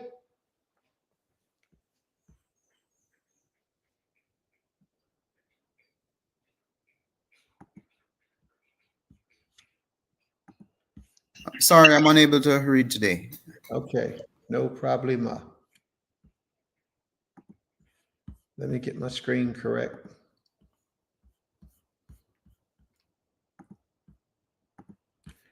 No problema.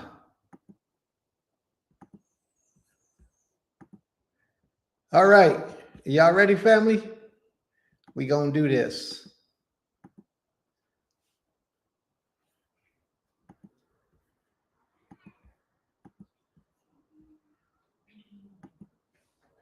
All right, there we go. Let's do this. I just want to check and make sure that this is how we want to move first.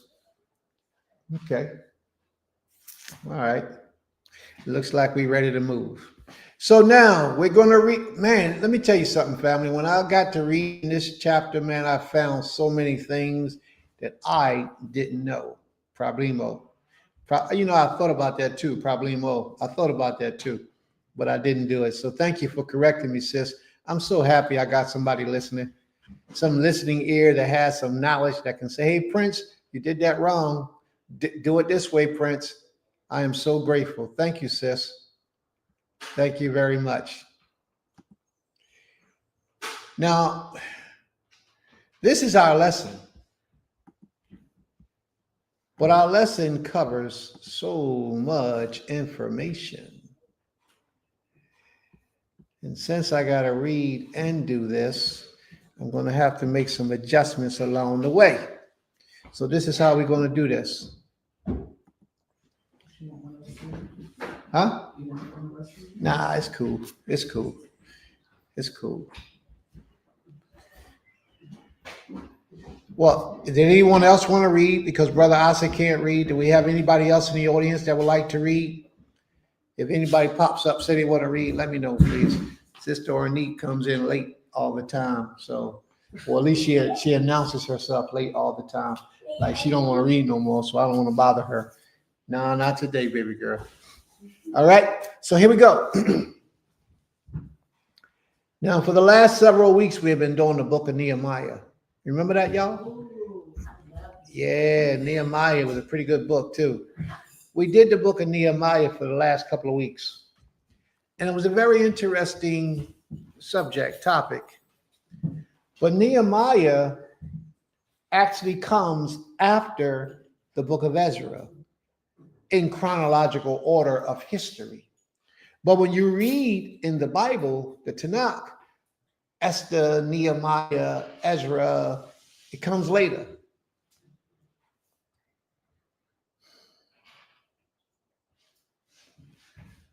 As I was researching and reading in the book of Ezra, I found a lot of information that I wasn't aware of that I wanted to bring to your attention. Do you know that the book of Ezra, throughout all the Bibles, other than the Torah, the book of Ezra is the most talked about book in the Tanakh? We got like 7 different books that talk about the book of Ezra, the history, the things that the book of Ezra contains, the parts of it that it contains. 7 other books talk about these books.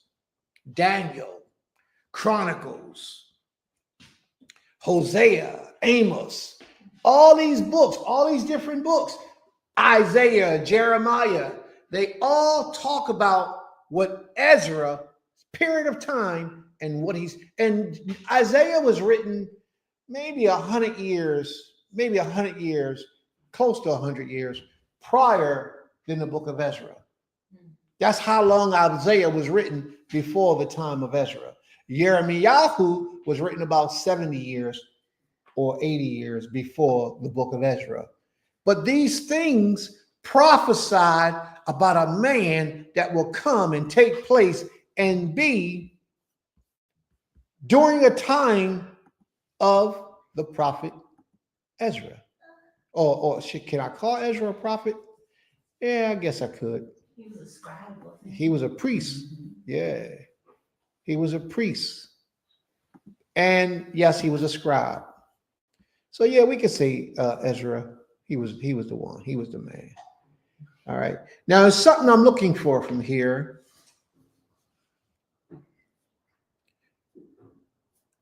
And I got it.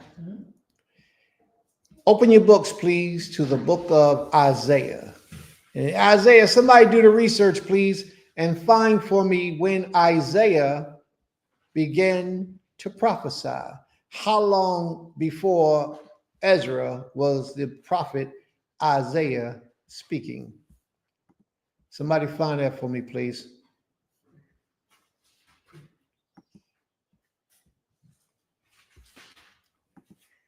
Turn with me, please, to the book of Isaiah. We're going to go to Isaiah chapter 44. Y'all see that? Isaiah chapter 44. Yeah, the time frame when Isaiah began to prophesy.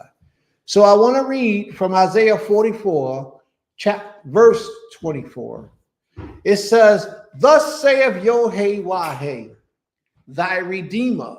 Now, the emphasis that I want to bring out, and please, family, get your pens, your papers, your notepads, because this information is going to be intricate, it's going to be strong, it's going to be powerful. Put it in your mind. If you don't have those things, put it in your mind so that you will remember as time goes on. Anybody know what the word Ezra means? No? Ezra means to help. Oh, Azar. Azar is to help. Ezra means to help or helper. Ezra. Okay? Isaiah chapter 44. "Thus saith the Most High, thy Redeemer, and he that formeth thee from the womb. I am Yahweh that maketh all things, and stretches forth the heavens alone, and spreadeth abroad the earth by myself." That's what the Creator says. The Creator says, ain't nobody on my right hand, ain't nobody on my left hand. I did these great things by myself. Am I right so far? Now watch this. "That frustrated the tokens of liars and maketh diviners mad." Those people who can divine the future, the Most High disappoints them and makes them mad because he showed them and proved them to be wrong when he chooses to. "And turneth wise men backwards." Science today say that they know this, they know that. And then when they come around and they find some new discovery, it shows them that what they thought they knew, they don't know at all. And all of it is the works of the Most High. "And maketh their knowledge foolish." Now I want y'all to pay close attention to these next couple of words, because it's going to be some powerful words going to be spoken, and it's going to bring doubt. It's going to clear up any doubt that you may have in your mind about things that you understood to be true, because you was one of them wise men that the Most High is going to show to be foolish. Verse 26. "That confirmeth the words of his servants and performeth the counsel of his messengers." Anybody that comes in the name of the Most High confirms them. "That saith to Yerushalayim, thou shalt be inhabited it." Why is he talking to Yerushalayim, Jerusalem, saying you shall be inhabited it? This is a prophecy, because at this particular time, Jerusalem, not quite yet, but they were under siege with Hezekiah and all these things, a lot of things were taking place. They didn't go into captivity yet, but a lot of things was going on. But remember, this is a prophecy. So when he's prophesying at a time when Yerushalayim was sacked. All right? The people was dispersed. They went into captivity. They went into Babylon, in captivity in Babylon for 70 years. But this was prior, almost like 100 years. Isaiah was like 100 years before Ezra, if I'm not mistaken. Somebody look that up for me, please. He says, "And that saith to Yerushalayim, thou shalt be inhabited, and to the cities," now I want y'all to think about this, "and to the cities of Judah, ye shall be built, and I will raise up the decayed places thereof." At this particular time, Yerushalayim wasn't sacked. It was still Israelites, still Judites, still living, and Levites still living in Yerushalayim at the time of prophet Isaiah. So this was a prophecy of something that was going to happen in the future. You follow me? And we're reading it in Isaiah, the 44th chapter. Now I'm on verse 27. "That saith to the deep," 150 years before Ezra. See what I mean? I said 100. It was a little bit longer. that saith to the deep, be dry, and I will dry up thy rivers. Now watch this. That saith Jesus. No, he didn't say Jesus. He said that saith Cyrus. He is my shepherd and shall perform all my pleasures, and saying to Jerusalem, thou shalt be built, and to the temple thy foundations shall be laid. Why did I make that emphasis on Cyrus and Jesus? The name of today's lesson is the Messiah. It's something for us to think about. Many people say that Jesus was the Messiah. Some people, rabbis, have all these other messiahs that they say is the Messiah. But the Creator didn't call any of them by name. He called a man named Cyrus by name. Wait a minute. Why would he call Cyrus, the king of Persia, by his name? Cyrus wasn't even an Israelite. Cyrus didn't even come through the bloodline of Judah, but the Most High called him his anointed. What's going on here? Something ain't making sense. Isaiah 45, verse 1. For thus saith the Most High, Yod-Heh-Wah-Heh, to his anointed, to Cyrus. Anybody know what the word anointed means?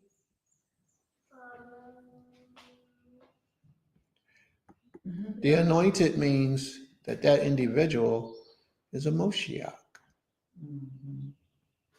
Okay? Koat Amar Yod-Heh-Wah-Heh La Moshiach. La Moshu. See that on the screen? La Moshu. Everybody see that? Do I need to highlight it? We get the word Moshiach from Moshu.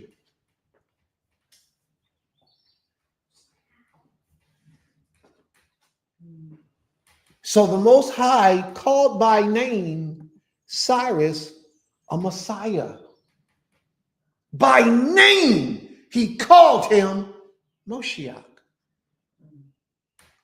And I don't think anybody else was called by name and definition with future prophecy being a Moshiach ever in the scriptures. A lot of people may claim to it, but we can't deny that Cyrus was being called a Moshiach 150 years, at least 100 years prior to his birth. By name. And he wasn't even an Israelite. That's deep.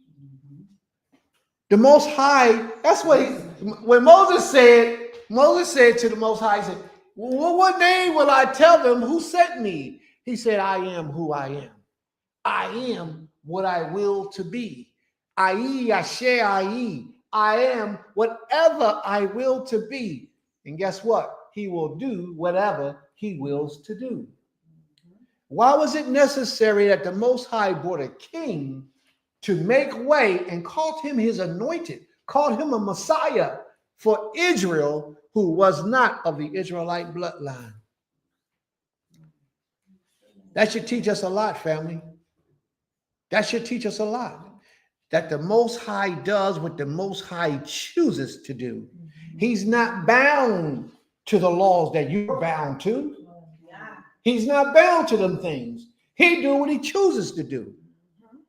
Nowhere in the law did he ever say, I will not raise up an individual or another nation or another man from another nation to help and heal and save my people. He never said that. What it also shows me is how the Most High went to a heathen nation. Because anybody know anything about Cyrus? Anybody know anything about Cyrus? Who he was, what he did, how he lived? Nobody knows? All right.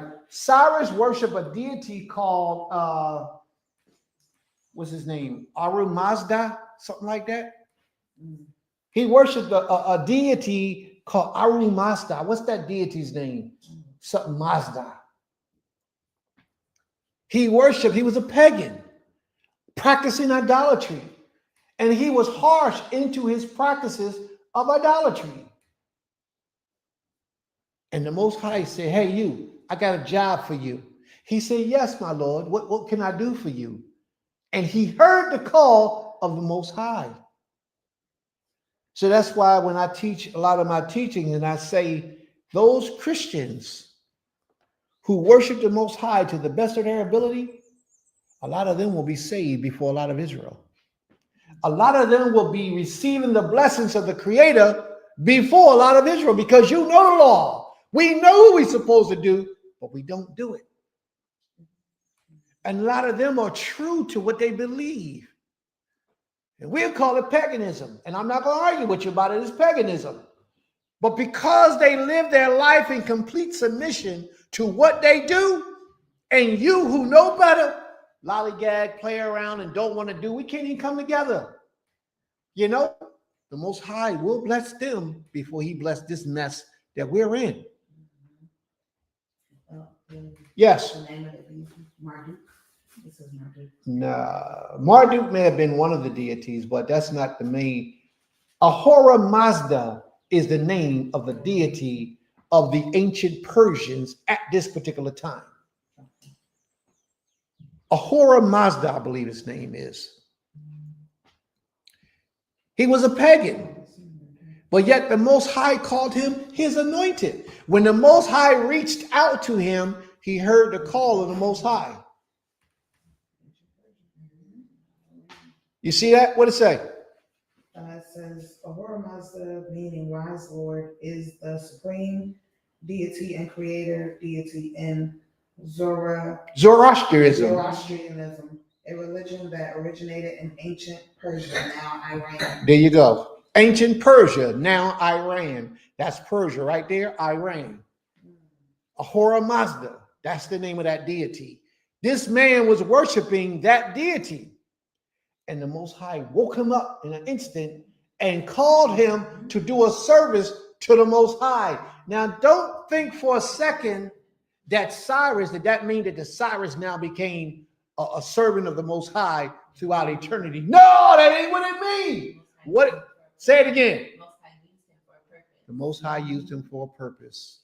So what am I saying? I'm saying right now, family, in this condition that we're in today, we see ourselves in this world today. Who's here to help us? Nobody but the Most High. But the Most High will cause one of those powerful leaders who roam the earth to extend his hand and set up a way for you. It might be Trump. I've heard that. It could be Trump.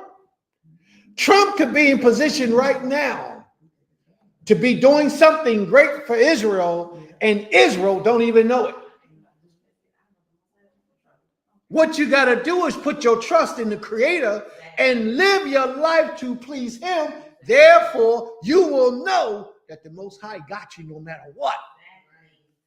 Trump could be that one that the Most High might have entered into a covenant with and say, hey, you're a cracker, you're orange cracker, you're funny looking rooster cracker, you idolatrous, self-noxious, arrogant cracker. You never know.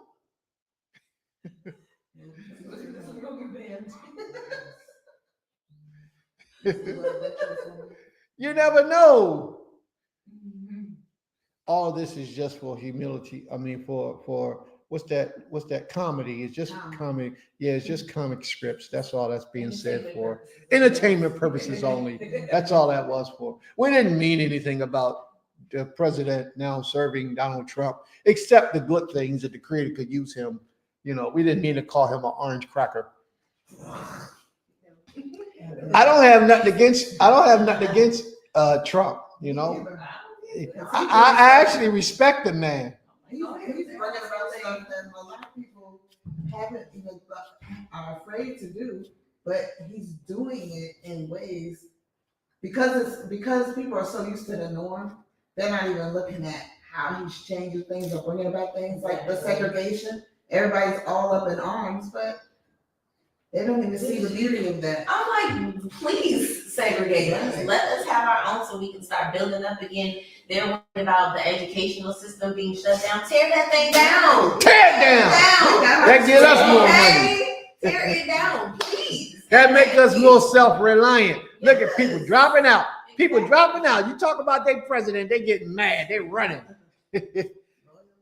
He tearing it down for a reason. Believe me, the Most High has a strange way of doing things that we never expect.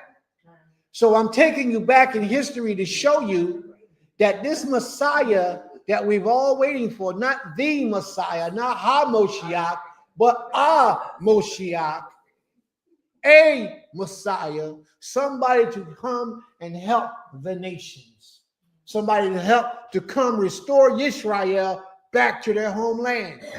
Now, Cyrus didn't actually go physically do much of anything except write a decree, gave permission, and set things in order. And the Most High referred to him as a Moshiach. Because it's just a message. Yes, he was doing the works of the Most High. But watch this, whose right hand I have holden to subdue nations before him, to destroy nations before him. And I will loose the loins of kings to open before him 2 leave gates, and the gates shall not be shut. Cyrus was one of the greatest rulers on this planet. Cyrus. He was one of the greatest rulers. His empire lasted, oh man, how long did they last? I would have to say about 200-300 years. It went from Cyrus to his son. I believe his son was Cambyses. Cambyses only ruled for a short period of time. After Cambyses, it went to Darius. And then after Darius, it went to Xerxes. And then after Xerxes, it went to Artaxerxes, his son. That was a long time. You know, it ruled the Creator had established, it ruled for a long time. Xerxes is the one who married Esther. Yeah. Yes. Even the book of Esther talks about the things that the book of Ezra is talking about. Even Esther. Esther. You want to come up here and talk, sis, so they can hear you? No, so they can hear you because you got a lot to say. I mean, put it on record because you're right. Go ahead, say what you're saying. I was just saying that several books in the scripture talk about the rulership of the empire that you were just speaking. Daniel speaks about King Darius, and then of course we know about King Xerxes, and then who Esther married, Artaxerxes. Yeah, I can never say. Ahasuerus. Yeah. So it's literally a history book. So Esther married Xerxes. Yeah. Yeah. Ahasuerus was the son of Xerxes. Okay. Yeah. Oh, yeah. But you're right. It covers a whole lot of history. I will go before thee and make the crooked places straight. I will break in pieces the gates of brass and cut asunder the bars of iron. These are the works of the Creator. And I will give thee the treasures of darkness and hidden riches of secret places, and thou mayest know that I, Yod-Heh-Wah-Heh, will call thee by thy name, am the power of Yisrael. And you know why he did all that for that man? Not for that man's nation. Right. He says it for the children of Yaakov, my servant's sake, and Yisrael, my elect. For every one of us, the Most High did that deed thousands of years ago. For Cyrus. For our sake. I have even called thee by thy name. I have surnamed thee, though thou hast not known me. Now, if that said Jesus, my anointed, then we couldn't say nothing. We had to shut straight up. There is no argument, no question, no comment. But you won't find anywhere in Scripture where it says anything so explicitly about that person. But here we have what he called a pagan to be a Messiah, a savior for the children of Israel, which really what he did was he made a way for the children of Israel. because he had a position of power. And do you notice what the Most High did? All that stuff that the Most High gave to him, he gave it to him because of you, because of what he did for you. And all he had to do was write something down that was handed down to his son, to his nephew, and then to his nephew's children for the next 3 generations. And that's where the book of Ezra comes in, within that lineage. That's where all this unfolds, within all of that. All this man did was, because he had some power, set up an order and a structure for the house of Israel to be rebuilt, for the city of Jerusalem to be rebuilt, and then for the walls of Israel to be rebuilt. That's what the book of Ezra is covering. All 3 of those things. And each time we begin to build the house of the Most High, the city of Israel, of Jerusalem, and then the walls of the city, every time we went to build those 3 things, we were met with retaliation from the surrounding nations.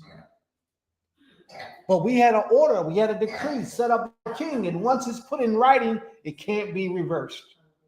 So therefore, every civilization that we went into, every nation that we went into at that particular time, dealing with the Persian Empire, had to obey that. Let's get to the book. We're out of this book right here. We're done. That's all I wanted to read out of that book. That's all I wanted to read. Let's get back to our scripture with the book of Ezra. All right. All right. So now you know a little bit more about Persia. You know a little bit about Cyrus, who the Most High has called his anointed. This means so much because a lot of times throughout history, people try to say that this person is the Messiah, this person is a Messiah, this person is a Messiah. But very few of us realize that Israel had a whole lot of Messiahs. We had a whole lot of them. And a lot of them wasn't named, most of them wasn't named by the Most High specifically until after the Most High raised them up. Cyrus was called at least 100 years before his birth to be a Messiah to the children of Israel. So let's pick up where Ezra left off, where Ezra picks up where Nehemiah left off. Now, just for the record, I want you all to know that the book of Ezra supposedly contained information before the book of Nehemiah. And that's why in the book of Nehemiah, you'll see where it makes mention of Ezra. Okay? Because he was during that lifetime. You will also hear about Hosea, other prophets, Amos. You will hear about Zechariah. You'll hear about all these different people who were famous prophets who are all mentioned in the book of Ezra. Now, the first chapter is going to give us a lot of history first. A lot of this person begot that person, this person did that with that person, and these nations and all that type of stuff. And then we'll get into the meat of the subject. So bear with me as we go through all these things. In the first year of Cyrus, king of Persia. Now remember, do anybody remember what happened? Prince, boy, I tell you, Prince, you got a lot to teach. This is a very intricate subject, man. Y'all got to know this. I got to share this with you. If I don't, then I would be doing you a misjustice and I wouldn't be a good teacher. And y'all know I want to be a great teacher. I want to be the best I can possibly be. In my book, Ezra comes before Nehemiah. It does? Mm-hmm. You might be right. No, I think in like KJV and stuff, it comes after. You're right. This book has a different order. That's why I like this one because it more properly. What name is your book? What's the name of your book? The Scriptures 2009. Okay, the Scriptures 2009. Ezra comes before Nehemiah in your book too? Mm-hmm. Okay, well, maybe I was just wrong. Maybe my lesson, my learning failed me again. Oh, shoot. I don't like that. Oh, wait a minute. In my book, it comes Nehemiah, then Esther, then Ezra. Okay, all right, so let's get back to it. In order for me to properly go into the history of Ezra and Cyrus and give you a full understanding so that when you leave here, you will fully understand, I have to go to the book of Daniel. I told you Ezra involves so many different books. The things that's contained in the book of Ezra covers history from hundreds of years prior to hundreds of years later. A lot of information is contained in that book. So travel with me, please. Let's go to the book of Daniels. I moved a little bit too fast. So we're going to go to the book of Daniels, the 5th chapter. Daniel's chapter 5. Belteshazzar, the king, made a great feast to thousands of his lords and drank wine before thousands. Belteshazzar, while he tasted the wine, commanded to bring the gold and the silver vessels which his father, who? Nebuchadnezzar. Sound like Kezaridar? Belteshazzar? Okay. Belteshazzar is Daniel. Belteshazzar is Daniel's name. Belshazzar is Nebuchadnezzar's son, who is now reigning as king.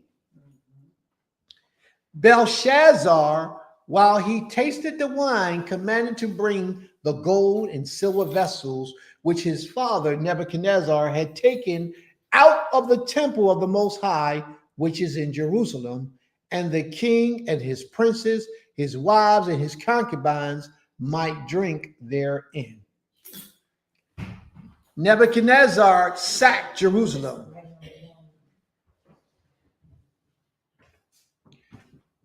Nebuchadnezzar sacked Jerusalem. He took a lot of the people out, and Daniel and Meshach and Abednego, a lot of the people came out of Jerusalem at that time as slaves to Nebuchadnezzar. When he got them, he changed their names and he gave them different names, and that's how Daniel got the name Belteshazzar. So they were slaves in the Babylonian Empire, and our people were slaves in Babylon for 70 years. 70 years, okay?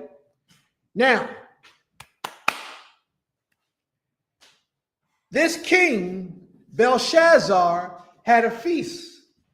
And at this feast, what he did was he invited all of his people, but he wanted to give them the best of the things that he had from his conquering nations. So he brought the treasures that they took out of the temple for his people to drink and eat out of. So what he was really doing was cursing the Most High. Things that are dedicated to the Most High shall stay dedicated to the Most High. When you take things that you dedicate to the Most High and you use it for common use, you have just now defiled and disrespected the Creator. That's why everything we have in this house of worship, we can't take anything that we use in this house of worship and just place it anywhere we want, unless it's being done for the service of the Creator. The chairs, the floors, the rugs, the cups, the ornaments, the pictures, the televisions, all this stuff has to stay dedicated to the Most High, or else you may see a curse for taking these things and using them for common things because you dedicated them to the Creator. So now let's look. Verse 3. Daniel chapter 5, verse 3. That's right. They couldn't. They could, but they chose not to. They chose not to. He says they couldn't or wouldn't distinguish between what was sacred and what was common. May the Most High be praised, because that's absolutely right. Then they brought the golden vessels that was taken out of the temple of the house of Most High, which was at Jerusalem, and the king and his princes, his wives, his concubines, they drank from them. They drank wine, and they praised their deities of gold and of silver and brass and iron, and their deities of wood and stone. And do you realize that every one of these things that they mentioned, they got deity, they got statues of JC, they got statues of JC in stone, statues of JC in wood, in iron, in brass, and silver, and gold. He's a deity. In the same hour came forth fingers of a man's hand. Out of nowhere, a man's hand came and his finger wrote on the wall. It wrote on the wall in a language that they could not understand. The Babylonians couldn't read it. And that language, if I'm not mistaken, was ancient Aramaic. Let's read on.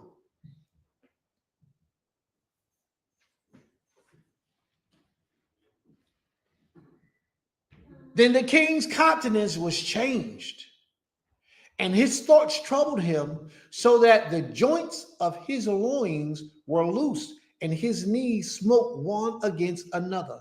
Now, can you imagine sitting there, y'all having a party, and a hand come out of nowhere and right on the wall? Man, your knees would be buckling too, right?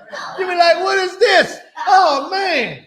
But the most important thing was that he never even considered that he might have disrespected the Creator. Never even considered it. The king cried aloud to bring in the astrologers, the Chaldeans. Well, I missed something, didn't I? Yeah, I got it.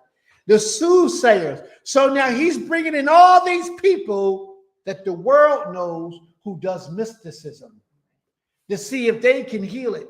Pastors, imams, sheikhs, all these different the Pope, what they call them, bishops. All these different people, he's bringing them in to see if they can tell him what's going on. And the king spake and said to the wise men of Babylon, whosoever shall read this writing and show me the interpretation thereof shall be clothed with scarlet and have a chain of gold about his neck. Gold chains is still the thing. Gold chains is still, way back then, having a gold chain was the shot. And now look at us now, still walking around, swinging the gold, still walking around, still doing that thing.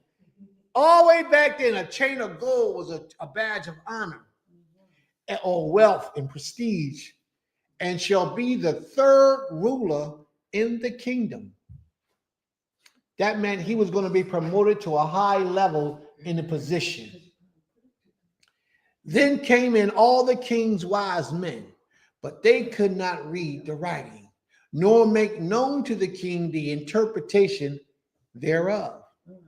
Then was King Belshazzar greatly troubled, and his countenance was changed in him, and his lords was astonished. Now the queen, by reason of the word of the kings and his lords, came into the banquet house, and the queen spake and said, watch this, it takes a woman. It always takes a woman to do what the men fail to do. Watch what she says. I like y'all women. Y'all be on point. O king, live forever. Let not thy thoughts trouble thee, nor let thy countenance be changed. There is a man. Y'all hear that? That should go down in history, that saying. There is a man. She didn't say there's someone. She said, there is a man, and attest to his character. In thy kingdom, in whom is the spirit of the holy Elohim. When people speak about you, when they speak about you in that manner, say you are a man of the Most High, or you are a woman of the Most High. When people talk about you, do they talk about you in the like manner? And when you pass away from this life and you go on to the next life, will they say that was a man of the Most High, or that was a woman of the Most High? Will they speak about you in that way based on how you are living your life today? There you go. And in the days of thy father's light and understanding and wisdom. Daniel was around when his father Nebuchadnezzar was there. Do anybody know? And I know you don't, so I'm going to help you out. If you're not a student of mine, or if you don't come all the time, you won't know the answer to this, but I'm going to tell you. When Daniel was thrown in the lion's den, anybody know how old he was? He was super super old. How old? He was like, yeah, he was like 84 or something. 90 years old. 90, yeah. He was crazy. He was 90 years old, according to the records. He was 90 years old. He lived through all them dynasties to see different people rule. And now he's ready to rule. He's ready to live while Cyrus is in control. Watch this. There is a man. There is a man. We should make a song about that. Sis, you sing, make a song about that. There is a man. In whom is the spirit of the holy Elohim, Kadosh Elohim.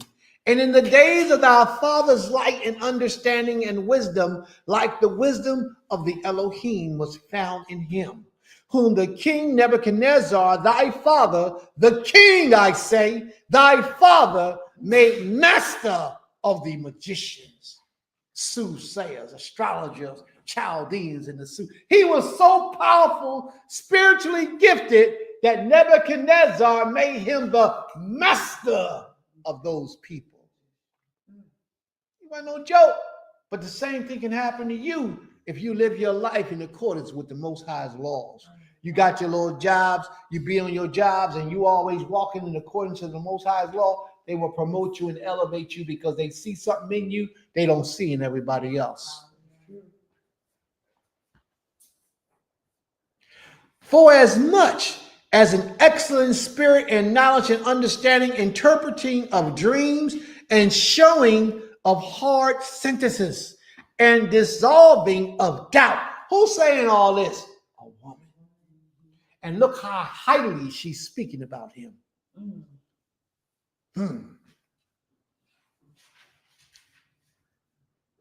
And showing of hard sentences, dissolving of doubt, were found in the same Daniel.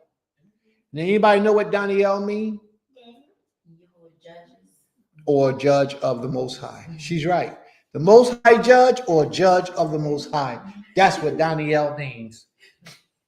That girl is sharp. You sit in that seat. Put your name on that seat. Don't let nobody else sit there. Whom the king named Belteshazzar. What they did was they gave Daniel a pagan name. And it meant that Bel is the king, or slave to the deity of Bel, the king. Yeah, that Czar means something real powerful. Czar means greatness, kingship, rulership. Now let Daniel be called, and he will show the interpretation. Then was Daniel brought in. Now, why am I reading Daniel before I can read Ezra? To give you the backdrop on the story of Ezra. This is deep, man. All these books tie together.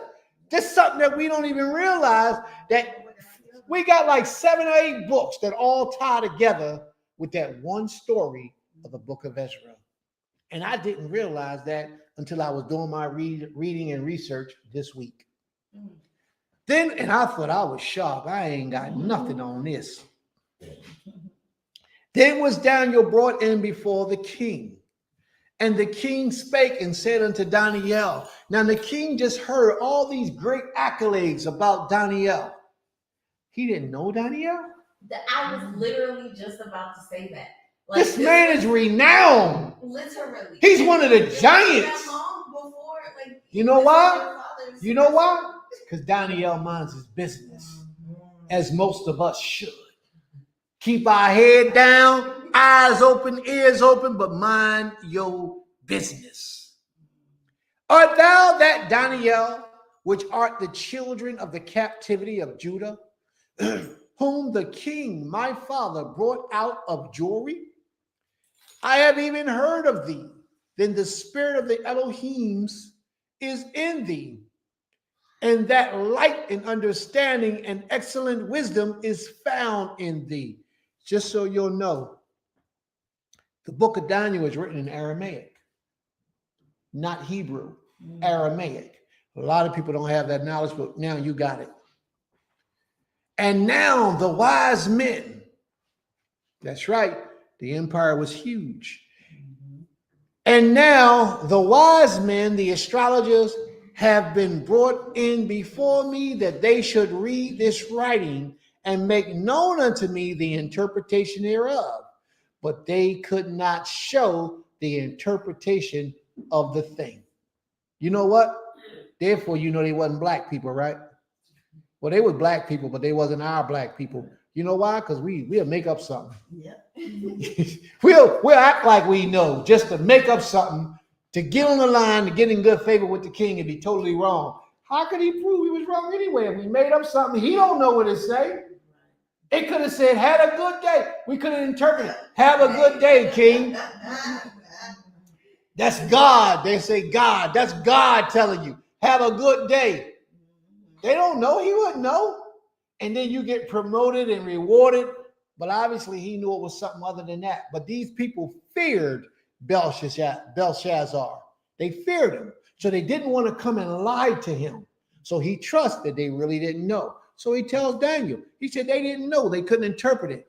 And I have heard of thee, and thou canst make interpretations and dissolve doubt.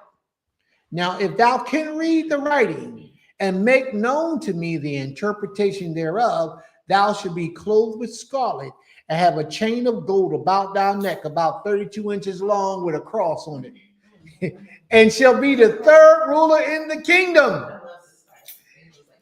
Yeah. Then Daniel answered and said before the king, let thy gifts be to thyself. Keep your reward. Now, I want y'all to know something, that a lot of people, when they keep holy days, they want you to pay these hefty fees so you can come in and keep a holy day so they can prosper and come up. It's not the way it's supposed to be. A holy day, to keep a holy day, should be free. It should be a donation. If you want to make a donation to the cause. You don't tax the people to keep the commandments. You follow me? But so many of our organizations, they do that. Daniel said, you can keep your gifts. I don't want it. And give thy rewards to another. Yet I will read the writing unto the king. He said, I'm going to read it to the king for free. See, Daniel knew that he couldn't keep that word anyway, because Daniel said, you already die. Right. You already die. You ain't got the power to reward anybody with what you just got finished saying. Watch this.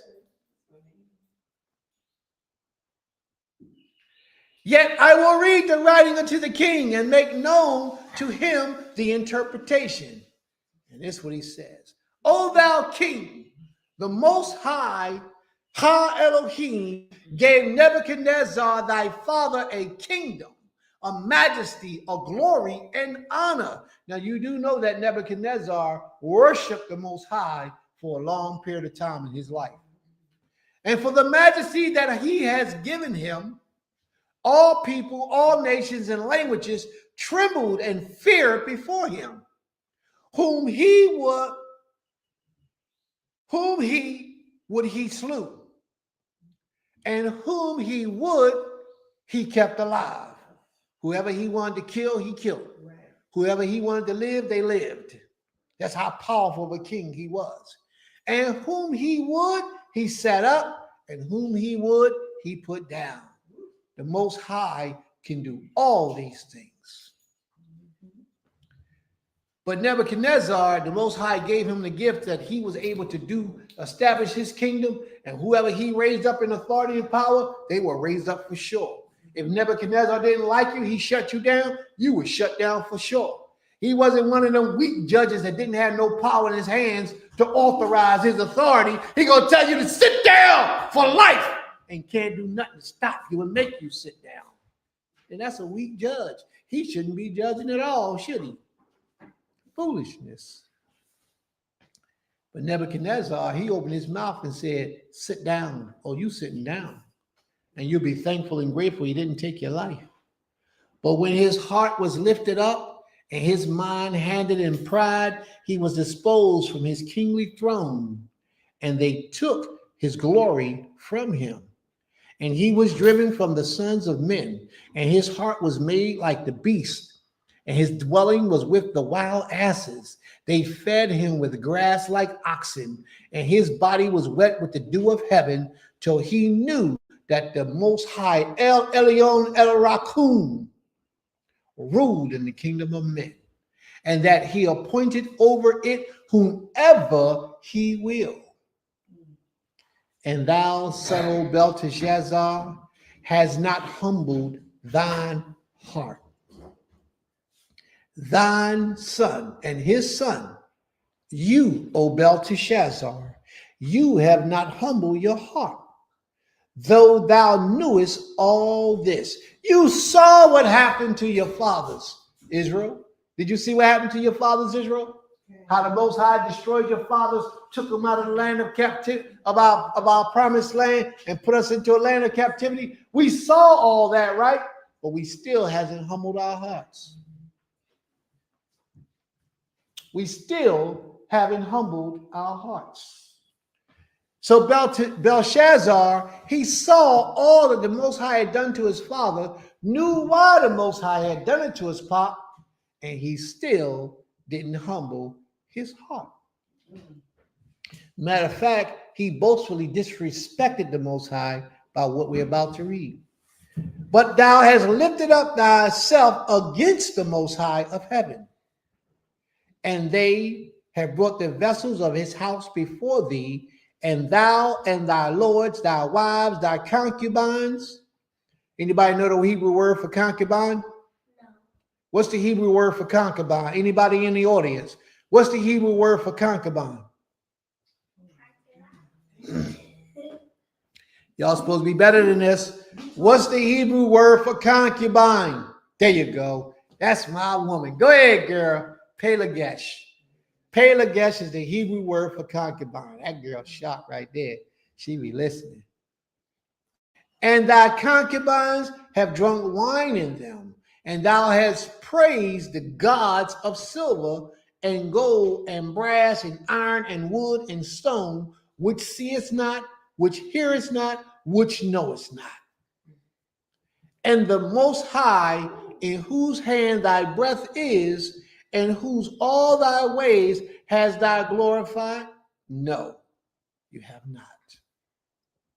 Then was the part of the hand sent from him, and this writing was written.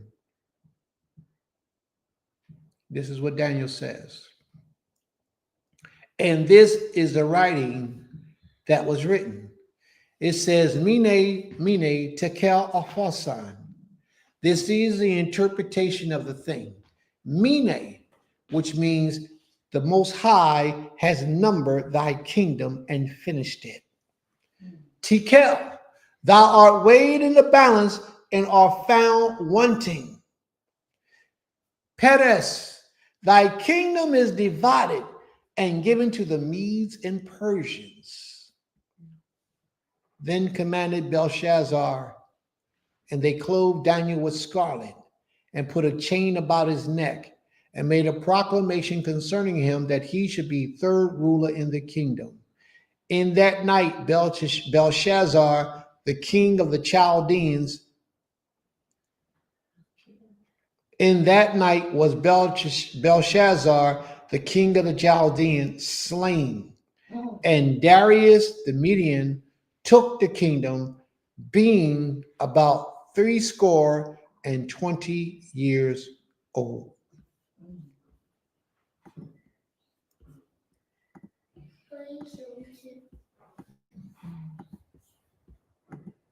Y'all see that? Now Darius was Cyrus's nephew, I believe it was. I believe he was his nephew, because Cambyses was his son. And I think Darius was his nephew. But Cyrus was the one that the Most High set up and established to do all this stuff. So therefore, I had to read that so you'll see how all this stuff unfolds as we read in the book of Ezra. In the first year of Cyrus, we are still in the first chapter of the book of Ezra. in the first year of Cyrus, king of Persia, that the word of the Most High by the mouth of Yirmiyahu might be fulfilled. By the mouth of who? Yirmiyahu might be fulfilled. Yirmiyahu, the prophet, who lived before Ezra. So all these prophecies are coming into play. It says the Most High stirred up the spirit of Cyrus, king of Persia, so that he made a proclamation throughout all his kingdom and also put it in writing. It says, thus saith Cyrus, king of Persia, the Most High, Ha Elohim of heaven, has given me all the kingdoms of the earth. And this is Cyrus, the pagan, speaking at this particular time. Cyrus the pagan is speaking. He says, the Most High has given me all the kingdoms of the earth, and he has charged me to build him a house at Jerusalem, which is in Judah. Whoever is among you of all his people, may his Elohim, may Ha Elohim be with him, and let him go up to Jerusalem, which is in Judah, and rebuild the house of the Most High of Israel. He is Ha Elohim, who is in Jerusalem. And let each survivor in whatever place he sojourns be assisted by the men of his place with silver and gold and goods and with the beasts, besides freewill offerings for the house of Elohim that is in Jerusalem. When I read that part, the first thing I thought about was building the house of the Most High. Anybody in this land of our captivity trying to build something for the Most High will need support. He will need the coming together of the people. Even with the Most High's blessings upon that individual, he needed support to get these things done.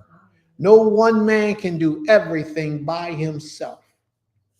He needs others to be in his circle to help him to accomplish his goals and whatever mission the Most High placed him on. The king understood that. And the king said, for anybody who has a willing spirit, come along, be a part of this.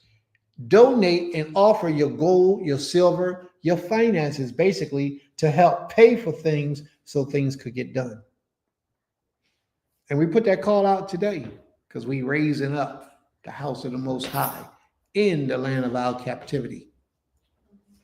Then rose up the heads of the fathers. Now this next portion, y'all, is probably boring to a lot of y'all, but if y'all can hang in there with me till we get to the meat again. But I don't believe in skipping stuff. I believe in reading things because everything was put there for a reason. Then rose up the heads of thy father's house of Judah and Benjamin and the priests and the Levites, everyone whose spirit Ha Elohim had stirred up to go up to rebuild the house of the Most High that is in Jerusalem. And all who were about them aided them with vessels of silver and gold, with goods, with beasts, and costly ware, besides all that was freely offered. Now, what is being reestablished right now? What's being reestablished right now is the house of the Most High in Jerusalem. Later on, we're going to see where the cities was being reestablished. And then in Nehemiah, we're going to talk about the walls being reestablished. The people are marching down to Jerusalem from Babylon, which was hundreds of miles away. We walked through the streets. We didn't have no security, no guards. We had to protect ourselves. The security was us and our trust in the Most High that he would protect us along the way. And they walked for hundreds of miles until they got to the city of Jerusalem. And they set up shop. Now, when they got there, there was people already there because some of the people never left. But these people have become so wicked, so foul, so corrupt that they wasn't thinking about the Almighty any longer. And that's why Ezra came about. to help the people.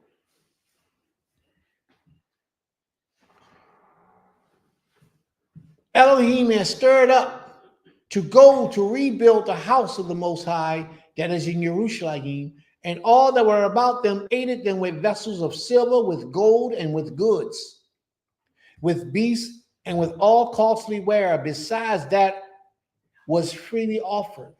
Cyrus the king also brought out the vessels of the house of the Most High that Nebuchadnezzar had carried away from Jerusalem and placed in the house of his powers. Cyrus, king of Persia, brought these out in the charge of Mithredath, the treasurer, who counted them out to Sheshbazzar, the prince of Judah. And this was the number of them: 30 basins of gold, 1,000 basins of silver, 29 censers, 30 bowls of gold, 410 bowls of silver, and 1,000 other vessels. All the vessels of gold and of silver were 5,400. We were some wealthy people. And we lost it all overnight by being disrespectful to the Creator, by not obeying his laws. All the vessels of gold and of silver were 5,400. All these did Sheshbazzar bring up when the exiles were brought up from Babylon to Jerusalem. So when we went back, these are the things that we got to take with us. And we didn't have no security as we walked the streets. All that gold, all that silver, and we had it on our persons. We had to protect ourselves. Now, these were the people of the providence who came up out of the captivity of the exiles when Nebuchadnezzar, the king of Babylon, had carried captives to Babylon. They returned to Jerusalem and Judah, each of his own town. They came with Zerubbabel, Yeshua, Nehemiah, Sariah, Reliah, Mordecai, y'all know Mordecai, right? Bilshan, Mispar, Bigvai, Rahum, and Bana. Now, why am I taking the time to read these people? Because the Creator, now I want you to hear this closely. The Most High has set it up so that these people's names will go in remembrance forever throughout all times. So by you skipping it, it's like you're trying to block their names out of memory that the Most High said they will be remembered for their works. These people went down in history. Each one has their own story that they did in their lifetime and dedicated themselves to the Creator. The number of the men of the people of Yisrael, the sons of Perosh. Who is Perosh? 2,172. The sons of Sheph Haftiah, 372. The sons of Arah, 775. The son of Pahath Moab, namely the sons of Yeshua and Joab, 2,812. The sons of Elam, 1,254. The sons of Zatu, 945. The sons of Zakai, 760. The sons of Bani, 642. The sons of Bibai, 623. Now remember, these names will be names that you probably never heard. But each one of these people was the heads of their households and their families in captivity. That came out of Jerusalem originally, went into captivity, and then the descendants came out of that captivity, because a lot of the people that died in the captivity, because the captivity in Babylon was how many years long? 70 years. Go ahead, girl. That's what I'm talking about. Out of the mouth of babes. So that must mean I'm doing something halfway decent up here. She remembered that. Go ahead, girl. The sons of Izab, now I'm in verse 10. The sons of Bani, 642. The sons of Babiah, 623. The sons of Asgad, 1,222. The sons of Adonikam, 666. The sons of Bigvai, 2,000 56. The sons of Adin, 454. The sons of Adar, namely of Hezekiah, 98. The sons of Bazi, 323. The sons of Jorah, 112. The sons of Hashum, 223. The sons of Gibar, 95. The sons of Bethlehem, 123.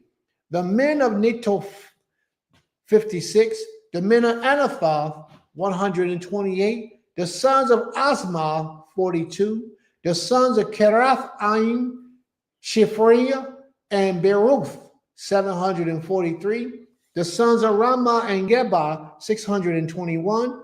The men of Michmash, 122. The men of Bethel and Ai. Now, Bethel and Ai, remember Ai, well, he's talking about the people. Bethel and Ai, both of these had places named after them. 223. The sons of Nebo, 52. The sons of Magbish, 156.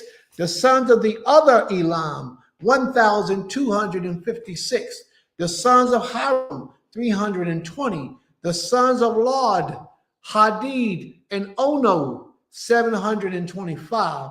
The sons of Jericho, 345. The son of Sinah, 3,630. That man must have had 50 wives. The priests, the sons of Jediah, the house of Yeshua, 973.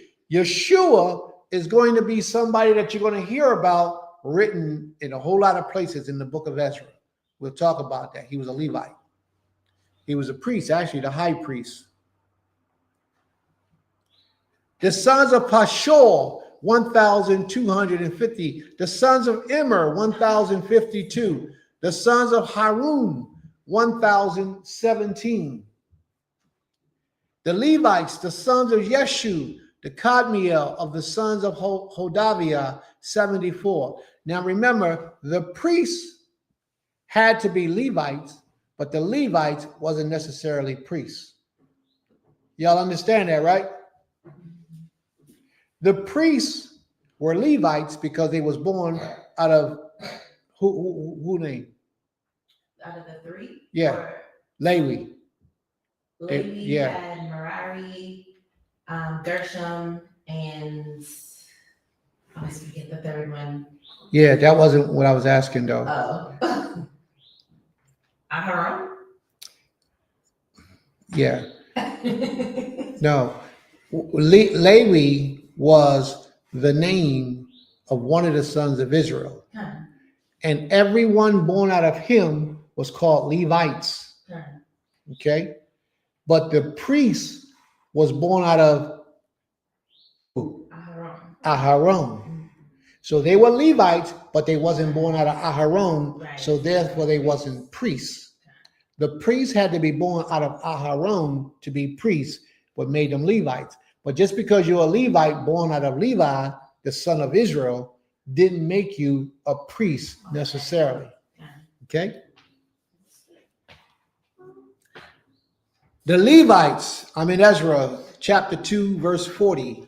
The Levites, the son of Yeshua, and Kadmiel of the sons of Hodaviah, 74. The singers, the sons of Asaph, 128.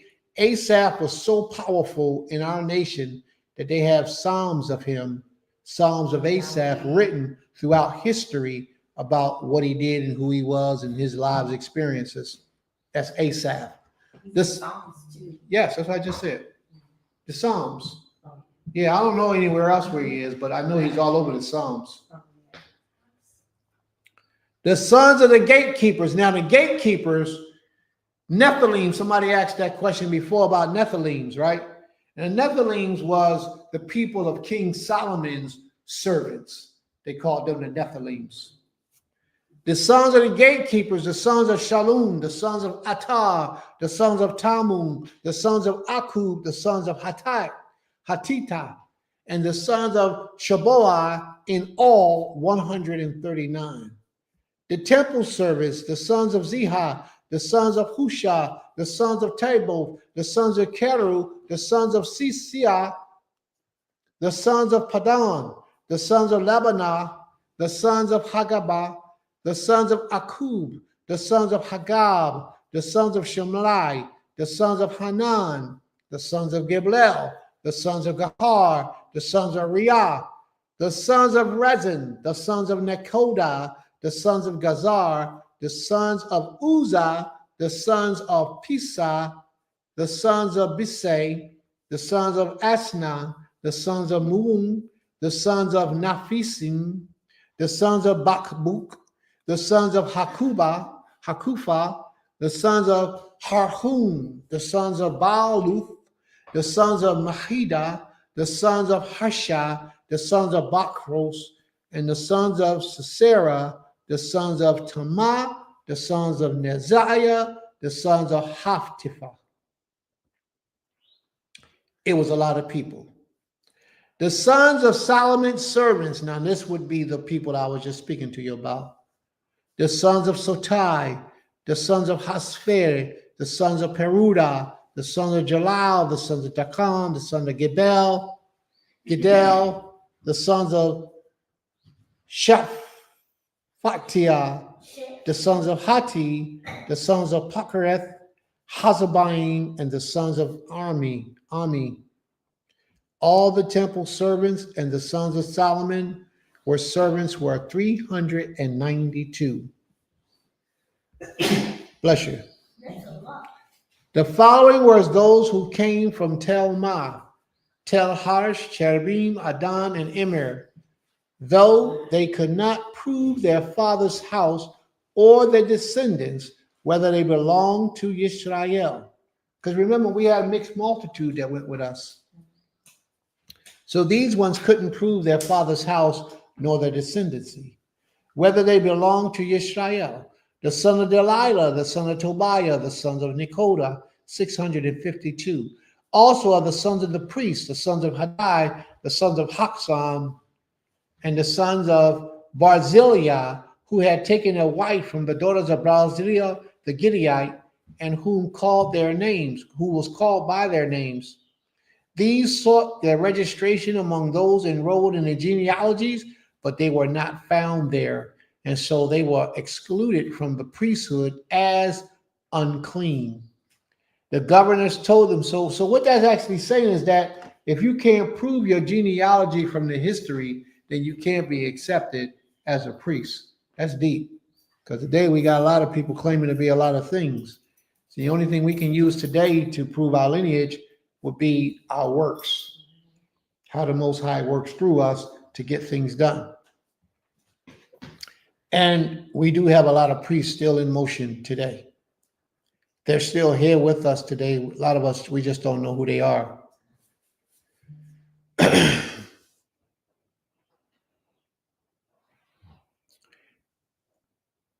Second Ezra 59.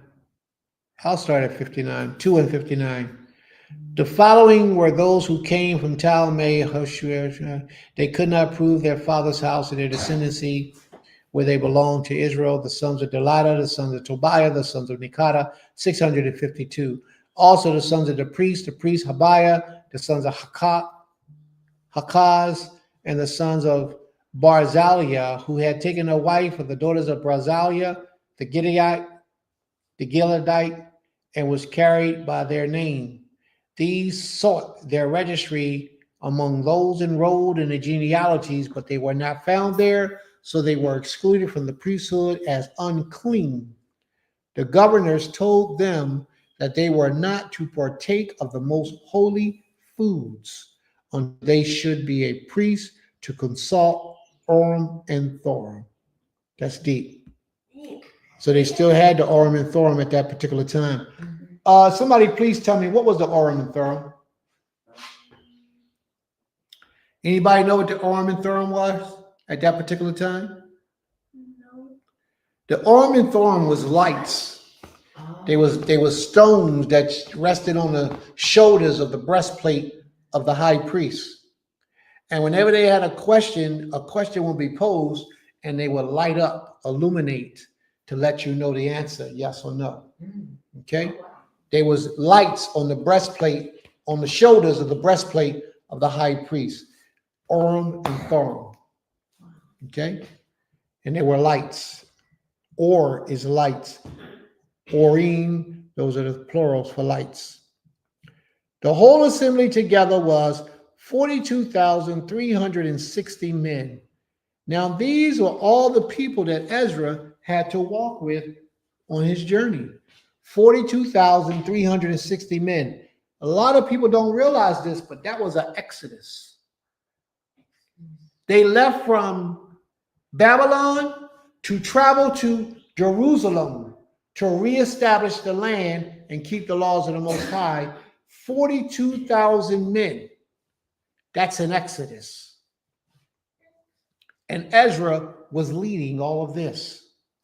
Besides their male and their female servants, of whom they were 7,337. So you have to add that number to that 42,360, and you will probably come up with something like 52,687, somewhere around there.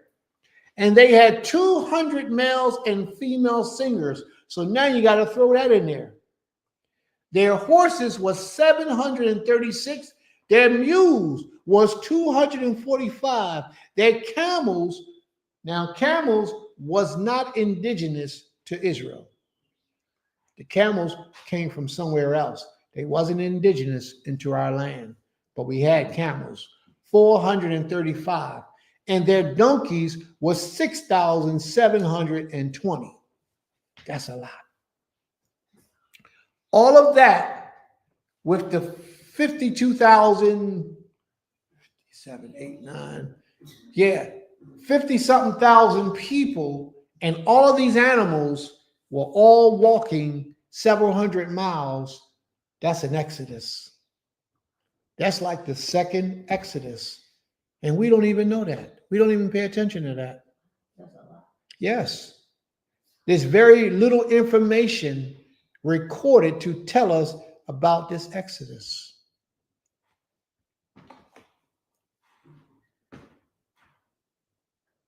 Some of the heads of the families, when they came to the house of the Most High, that is in Jerusalem, made free will offerings to the house of the Most High.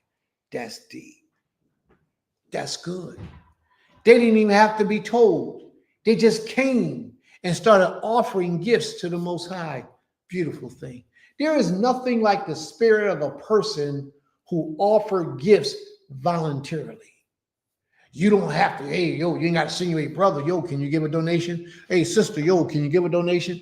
They come with their hands out saying, here, this is for you. I remember one time this sister came to my house in Philly. Well, when she left, she had already left a gift. It was a beautiful thing. I ain't gonna call no names or nothing, but that was a beautiful thing. She made me smile. Oh, I forgot about that. She touched my heart. You know, beautiful thing, and that's how you do. And that's what she did. Some of the heads of the families, when they came to the house of the Most High, that is in Jerusalem, made free will offerings for the house of Ha-Elohim to erect it on its site. So they brought to help to build up the land. Beautiful thing. According to their ability, they gave to the treasures and the works 61,000 darics of gold, 5,000 minas of silver, and 100 priestly garments. And none of it had polyester in it. Priestly garments was always made out of linen. So when somebody bring you some gifts and they bring you gifts of linen, that mean they care about you. They want you to be in alignment with the Most High's will. Beautiful thing. Now the priests, the Levites, some of the people, the singers, the gatekeepers, and the temple servants lived in their towns, and all the rest of Israel in their towns. When the 7th month came, now here we go, getting ready to get back on fire. Now when the 7th month came, and the children of Israel was in their towns, the people gathered together as one man to Jerusalem. Then arose Yeshua. Remember, I told you about Yeshua, the high priest, the son of Josadak, and his fellow priests, and Zerubbabel. Remember Zerubbabel, the book of Zerubbabel? We talk about Zerubbabel in the book. He was going to be the Moshiach. People thought Zerubbabel was going to be the Moshiach. He was told that he would rebuild the temple, all that type of stuff. The son of Shealtiel with his kinsmen. And they built the altar of the Most High, Ha Elohim of Israel, to offer burnt offerings on it, as it is written in the law of Moshe, the man of Ha Elohim. They set the altar in its place, for fear was on them because of the peoples of the land. And they offered burnt offerings on it to the Most High, burnt offerings morning and evening. Now, if you do it morning and evening, that covers the two offerings that you were supposed to make a day. The Most High required of us 2 offerings a day. And in morning and evening, that covers the dark time and the light time. So you covered for that day, as long as you keep that cycle going. And they kept the feast of booths. Now remember, we was in the 7th month. They kept the feast of booths as it is written, and offered the daily burnt offerings by number according to the rule as each day required. And after that, the regular burnt offerings, the offerings at the new moon, and at all the appointed feasts of the Most High, and the offerings of everyone who made a free will offering to the Most High. From the first day of the 7th month, they began to offer burnt offerings to the Most High, but the foundation of the temple of the Most High was not yet laid. So they gave money to the masons and the carpenters, and food and drink and oils to the Sidonians and the Tyrians, to bring cedar trees from Lebanon to the Sea of Joppa, according to the grant that they had made from Cyrus, king of Persia. So 150 years earlier, or 100 years earlier, Cyrus made a decree that took place 100 years later, when the children of Israel, now I'm saying this for a reason, when the children of Israel got there in position, the Syrians, the Sidonians, they remembered the word of their forefathers and they honored it. It was in writing. Do y'all understand what I'm saying? Cyrus put that order in place about 100 years prior. When we finally got in position to get into the land and to establish it, the people that Cyrus said bring the wood and all that type of stuff, they could have said, no, man, that was our grandfather made that law. We ain't doing that. But they didn't.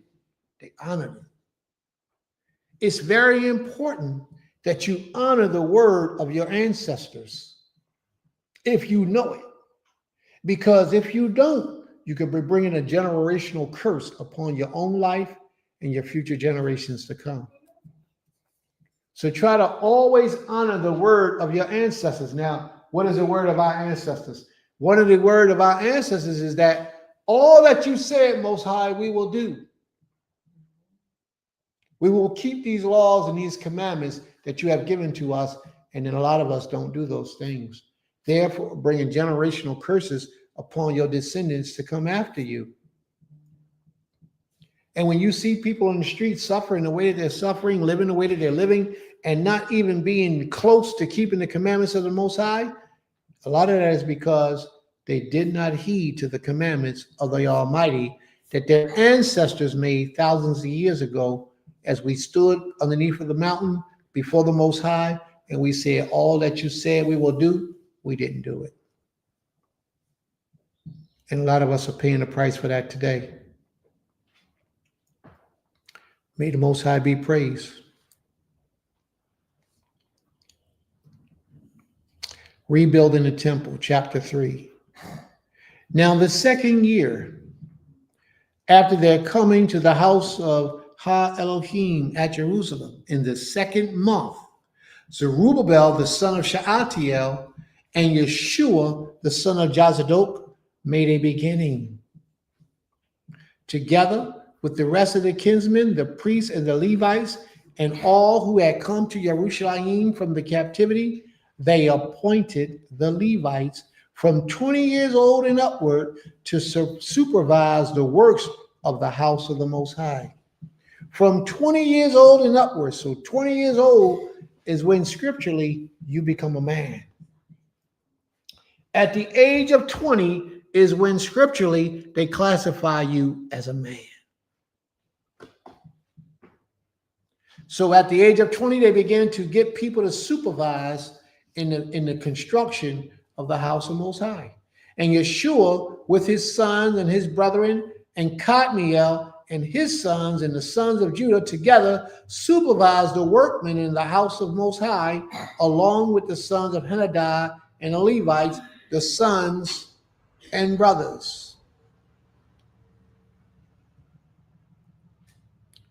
And when the builders laid the foundations of the temples of the Most High, the priests in their vestments came forth with trumpets, and the Levites, the sons of Asaph, with cymbals to praise the Most High, according to the direction of King David of Israel. And they sang responsively, praising and giving thanks to the Most High, for he is good, for his steadfast love endures forever toward Israel. That's what they sang. For he is good, his mercy endures forever. Y'all remember that? That's it. And all the people shouted with great shouts when they praised the Most High, because the foundations of the house of the Most High was laid. But many of the priests, the Levites, and the heads of fathers' houses, old men who had seen the first house, wept with a loud voice. And they saw the foundations of this house being laid.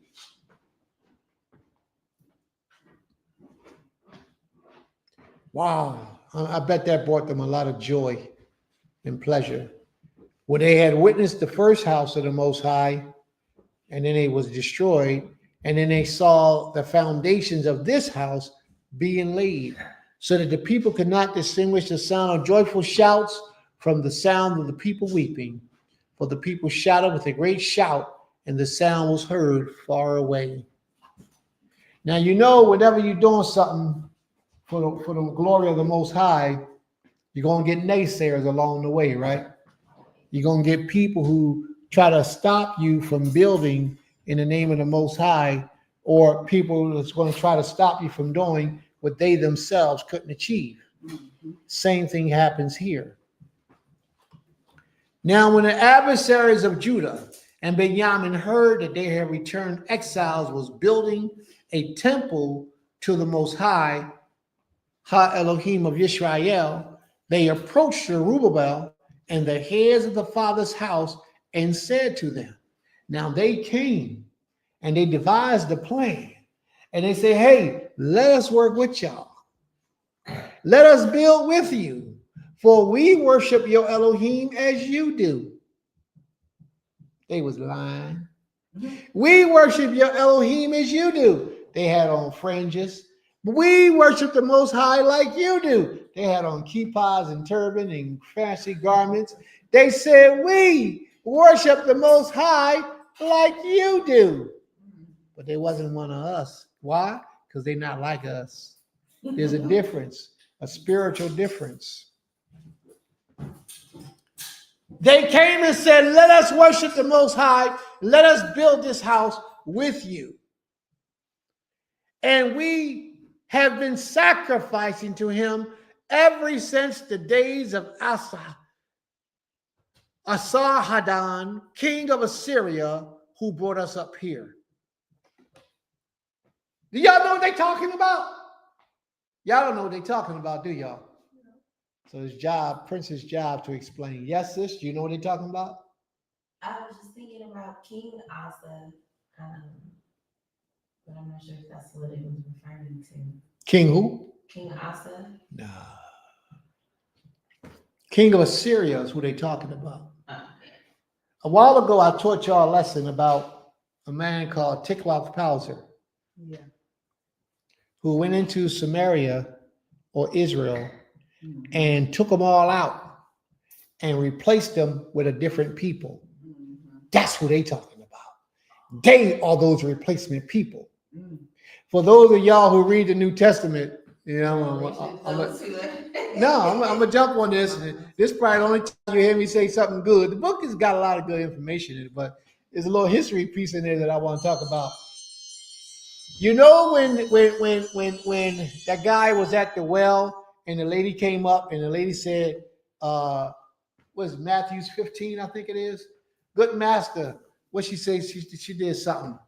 She was looking for a blessing, and then the guy turned around and said, you can eat the crumbs that fall. She said, she said something about we can eat the crumbs that fall off the master's table.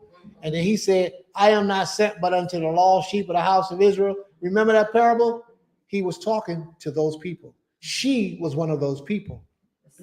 The Samaritans. They wasn't Sumeria or ancient Israel. They was the replacements that was put in the land at that particular time. And that's what Ezra is talking about. Yeah. So that's what Ezra is talking about. He's talking to those people at that particular time. They would not let them come and rebuild the temple with them because they was unclean. Now remember, we just got all that stuff in timber from the Zidonians. Zidonians was what's that word that they have for that religion? That Rosicrucians or something. They got some kind of religious name. I don't know what it is, but they worship Dagon and all those type of deities. But yet we received their goods. And if you remember the first temple that was built, a lot of them was pagans. But for some reason, they wouldn't allow these people to be there. Probably because they killed a lot of our people. Asheron, king of Assyria, who brought us up here.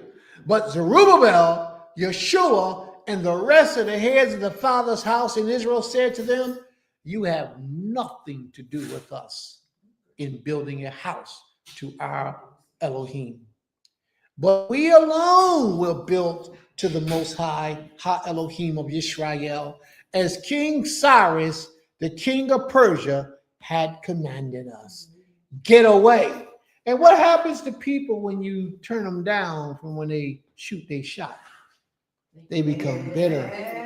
They be getting mad. They get bitter. They get angry. And the same thing just happened right here. They got angry. They got mad. They got bitter.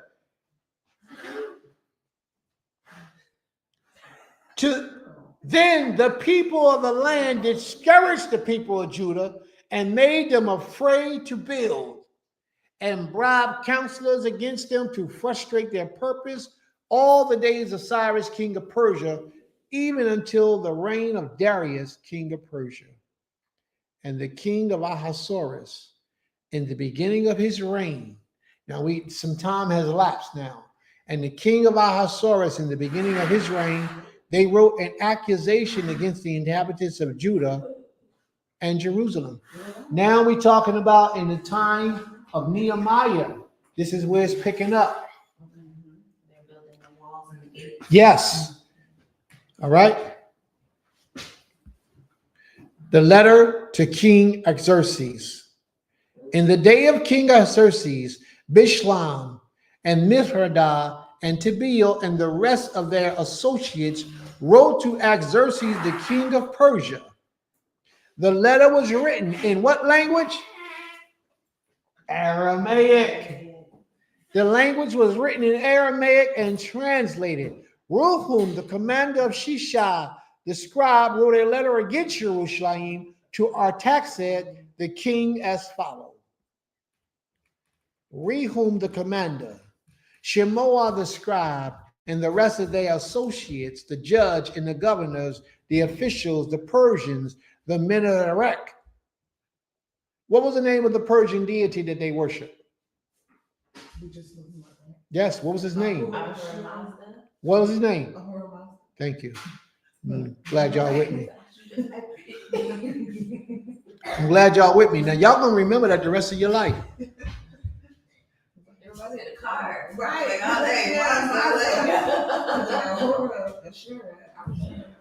Right.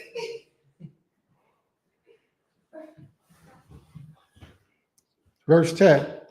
And the rest of the nations whom great and noble Osnapar deported and settled in the cities of Samaria, and in the rest of the province Babylon beyond the river. This is a copy of the letter that they sent to Artaxerxes, the king. Your servant, the men of the province beyond the river, saying greetings. And now be it known to the king that the Jews who have came up from you to us have gone to Jerusalem. Well, I can tell you right now, one of the problems that they have is that they didn't give praises to this king. They didn't respect him as king. They didn't even know how to give him honor. If this was the exact wording of that letter, whenever you write a letter to a man of nobility, you're supposed to show special respect to him. They didn't do that. Like saying, "Oh, king, live forever," something like that. They didn't do none of that. They just started talking. They just started talking. Be it known, the king of the Jews have come up from you. Be it known, be it known to the king that the Jews who came up from you to us have gone to Jerusalem. They are rebuilding that rebellious and wicked city. Now they're trying to stop us from building the city. So he's spreading. Yeah. They are finishing the walls and repairing the foundations. Now be it known to the king that if this city is rebuilt and the walls are finished, they will not pay tribute, custom, or toll, and the royal revenue will be impaired. This reminds me of a meeting that I attended the other day. In this meeting, one of the questions was about the waters in this city, in this township, being an over budget of 200 and something thousand every year. It's being over budgeted. I mean, they in the hole every year for 200 something thousand. So that means that they're not making enough money from the citizens to cover, so they have a deficit of 200 something $1,000 every year. So when I had my opportunity to speak, my thing was, then if you want to get rid of the deficit, then what you can do is you can start giving away some money to let people dig wells, which would take them off of your system. You know what the first person said to me? "Oh, that's going to stop the money. That's going to stop we ain't going to have nobody to pay the bills with. If we giving away money by letting them have wells, then who's going to pay us to keep the water flowing?" They don't see the science in all of this. By getting people off of it, making them self-sufficient, that's less customers you got to deal with, so that's less of a usage of the water. Less usage of the water means less usage of a bill. You won't have a deficit of 200,000 if you don't have people using up the water that you got to pay another nation for. They couldn't see that. So they was more so worried about, well, that's a customer. You trying to tell us to get rid of customers. Come on, bro. Y'all not thinking, and y'all the people who run in the city, it don't even work that way. But like what you brought up too, it also is less repairs on the pipes. Less repairs. That's right. Erosion. But like you said, they don't look at none of that. It covers in so many different areas how they will be relieving themselves of trouble and problems in the future. And helping the people, but their goal is not to help the people, it's to tax them. And that's the problem. They want to keep dogging the people, taking the money from the people. I know a couple spiritual leaders like that. Let me shut up. Let me get back to the lesson. Where did I stop, y'all? Somebody tell me where I left off at, y'all, please. I think I'm around verse 14. Let's finish around 14. All right. Now, because we eat the salt of the palace, and it is not fitting for us to witness the king's dishonor, therefore we send and inform the king, in order that search may be made in the book of the records of your fathers. You will find in the book of records, learn that this is a rebellious city, hurtful to kings and providence, and that addition stirred up in it of old. That was why this city was laid waste. The city was laid waste because we disrespected the Creator. That's why the city was made waste. We make known to the king that if this city is rebuilt and its walls finished, you will then have no possession in the provinces beyond the river. But King Xerxes couldn't do anything, didn't want to do anything, and then he sent his servant to go in and do something and was positive for the people. He did all that because his uncle, who was his father's relative or cousin, so in that area, because he set up a decree, Cyrus, he felt obligated to fulfill the commitment that Cyrus had established, that his father even tried to fulfill and committed to. He felt that it was upon him to allow this thing to continue on. The king sent an answer to Rechum, the commander, and Shimshai, the scribe, and to the rest of their associates who live in Samaria and in the rest of the province behind the river, greetings. And now the letter that you sent to us has been plainly read before me. And I made a decree, and a search has been made, and it has been found that this city from of old has risen against kings, and that rebellion and sedition has been made in it. And mighty kings have been over Jerusalem, who ruled over the whole province, river, and beyond the rivers, to whom tribute, customs, and tolls were paid. Therefore make a decree that these men be made to cease, and that this city be not rebuilt until a decree is made by me. And take care to not be slack in this matter. Why should damage grow to hurt the king? They achieved their goal temporarily. You got a lot of people in your life today that means you no good. You could be doing the most righteous thing in life that you could possibly be doing. You can be living the most righteous life, but those people who are envious, jealous, and has a lot of hatred in them, they don't understand that they're being motivated by the spirit of the adversarial energy in the earth. And they will do everything in their power to try to cease you from living a peaceful life and doing the things you know you need to be doing. Watch this. Then when the copy of King Xerxes' letter was read before Rechum and Shishai the scribe and their associates, they went in haste to the Jews at Jerusalem, and by force and power they made them cease. So it was a fight. They was getting it in. Then the work on the house of the Most High that is in Jerusalem is stopped, and it ceased until the second year of the reign of Darius, king of Persia.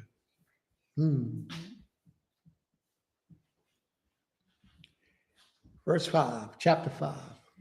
Now the prophets, Haggai and Zechariah, the son of Iddu, prophesied to the Jews who were in Judah and Jerusalem, and the name of the Elohim of Ha-Elohim of Israel, who was over them. Then Zerubbabel, the son of Shealtiel, and Yeshua, the son of Josadok, arose and began to build the house of Most High that is in Jerusalem, and the prophets of Ha-Elohim were with them, supporting them. At the same time, Tataniah, the governor of the province beyond the river, and Shethiah, Bozaniah, and their assistants came to them and spoke to them thus: Who gave you a decree to build this house and to finish this structure? They also asked them this: What are the names of the men who are building this building? Because we're going to snitch. But the eye of their power was on the elders of the Yehudim, and they did not stop them until the report should reach Darius, and then an answer be returned by letter concerning it.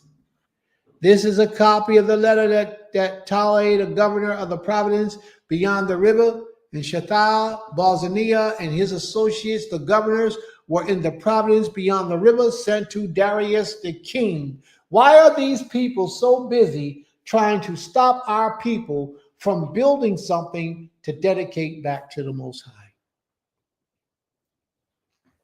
All because we wouldn't let them in.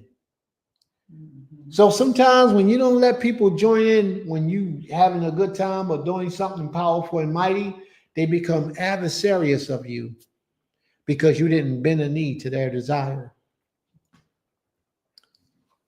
They sent him a report in which was written as follows: to Darius the king, all peace.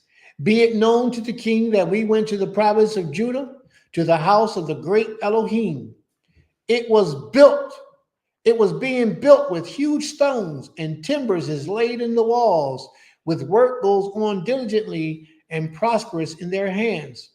Then we asked these elders and spake to them thus: who gave you a decree to build this house and to finish this structure? We also asked them their names, and for your information, that we might write down the names of their leaders.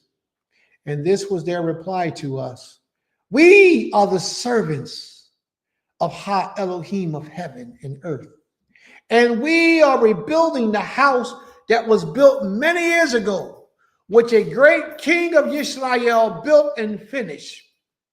But because our forefathers had angered Ha Elohim of heaven, he gave them into the hand of Nebuchadnezzar, king of Babylon, the Chaldeans, who destroyed this house and carried away the people of Babylonia. However, in the first year of Cyrus, king of Babylon, the king made a decree that this house of Ha Elohim should be rebuilt.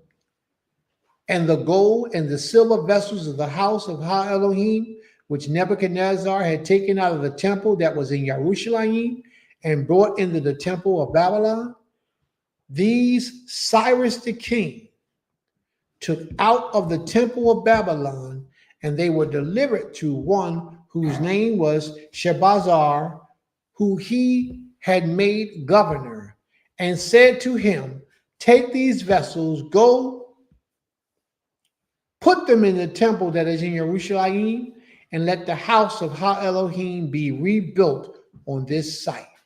Then Shebazar came and laid the foundations of the house of Ha Elohim that is in Jerusalem, and from that time until now it has been in building and is not yet finished. Therefore it seems good to the king, let search be made in the royal archives there in Babylon to see whether a decree was issued by Cyrus the king for the rebuilding of the house of Ha Elohim in Jerusalem, and let the king send us his pleasure in this matter. A lot of time had elapsed over these years, family. We started off one time elapsed, and then we picked up and started building again. The naysayers had gotten in the way and tried to destroy us from doing a great works in the name of the Most High.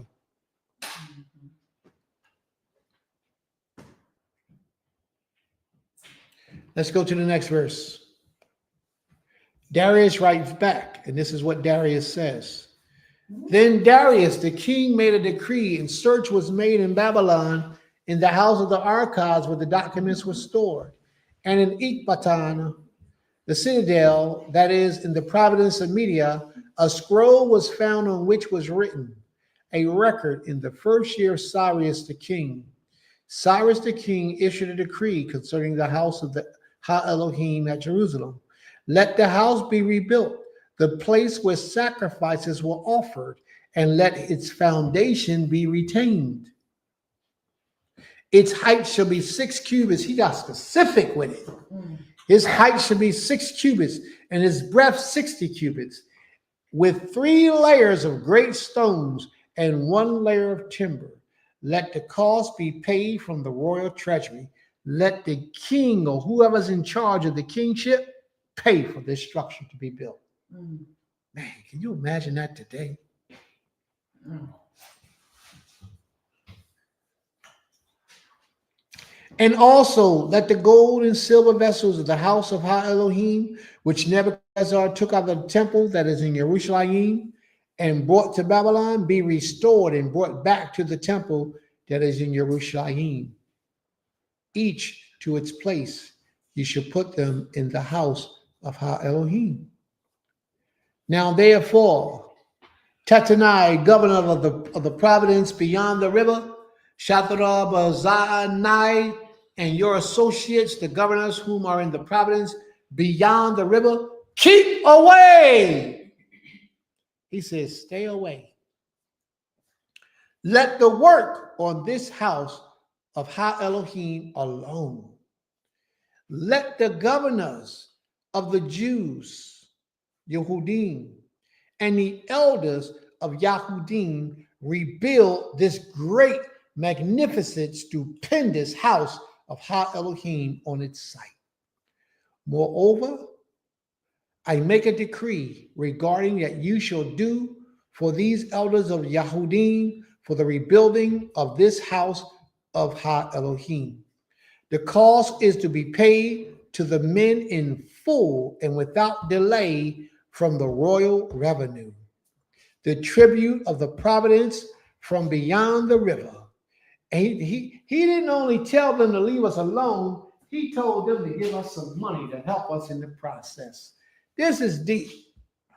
And whatsoever is needs bulls, rams, sheep for burnt offering to Ha Elohim of heaven, wheat, salt, wine, or oil, as the priests at Jerusalem require, let that be given to them day by day without fail, that they may offer pleasing sacrifices to Ha Elohim of heaven and pray for the life of the king and his sons. Also, I make a decree that if anyone alters this edifice, this edict, a beam should be pulled out of his house, and he shall be impaled in it. And his house shall be made a dunghill. May Ha Elohim, who has caused his name to dwell there, overthrow any king or people who should put out a hand to alter this or to destroy this house of Ha Elohim that is in Jerusalem. I, Darius, make a decree, let it be done with all diligence. May the Most High be praised. Then, according to the word sent by Darius the king, Tatanai, the governor of the province beyond the river, Shethar-Bozenai, and their associates did with diligence what Darius the king had ordered, and the elders of the Yahudim built and prospered throughout the prophesying of Haggai the prophet. Y'all remember Haggai the prophet? Yes. And Zechariah, the son of Edu. These are 2 famous people, 2 famous prophets that they're talking about. They're mentioned in the book of Ezra. They finished their building by decree of the Ha Elohim of Yisrael and by decree of Cyrus and Darius and Artaxerxes, king of Persia. And this house was finished on the 3rd day of the month of Adar, in the 6th year of the reign of Darius the king. And the people of Israel, the priests, the Levites, and the rest of the returned exiles celebrated the dedication to the house of Ha Elohim with joy. They offered and they dedicated to the house of Ha Elohim 100 bulls, 200 rams, 400 lambs as a sin offering for all Israel, 12 male goats according to the number of the tribes of Israel. And they set the priests in their divisions and the Levites in their divisions for the service of Elohim at Yerushalayim, as it is written in the book of Moshe. Passover celebrated. On the 14th day of the first month, the returning exiles kept Passover. On the 14th day of the first month at eve, for the priests and the Levites had purified themselves together. All of them were clean. So they slaughtered the Passover lamb for all the returned exile, for their fellow priests and for themselves. It was eaten by the people of Israel who had returned from exile, and also by everyone who had joined them and separated himself from the uncleanness of the people of the land to worship the Most High, the Elohim, Ha Elohim of Israel. Now, it's something I want to talk about in this chapter that a lot of people don't even take and consider. And I want to ask you all a few questions, so please be mindful of where we're going right here. Verse 20, for the priests and the Levites had purified themselves. All of them were clean. So they slaughtered the Passover, the lamb, for all the returned exiles, the fellow priests and themselves. And watch this. And it was eaten by the people of Israel who returned from exile, and also by everyone who had joined them and separated himself from his uncleanness of the people. If you are unclean, you should not partake of the Passover offering.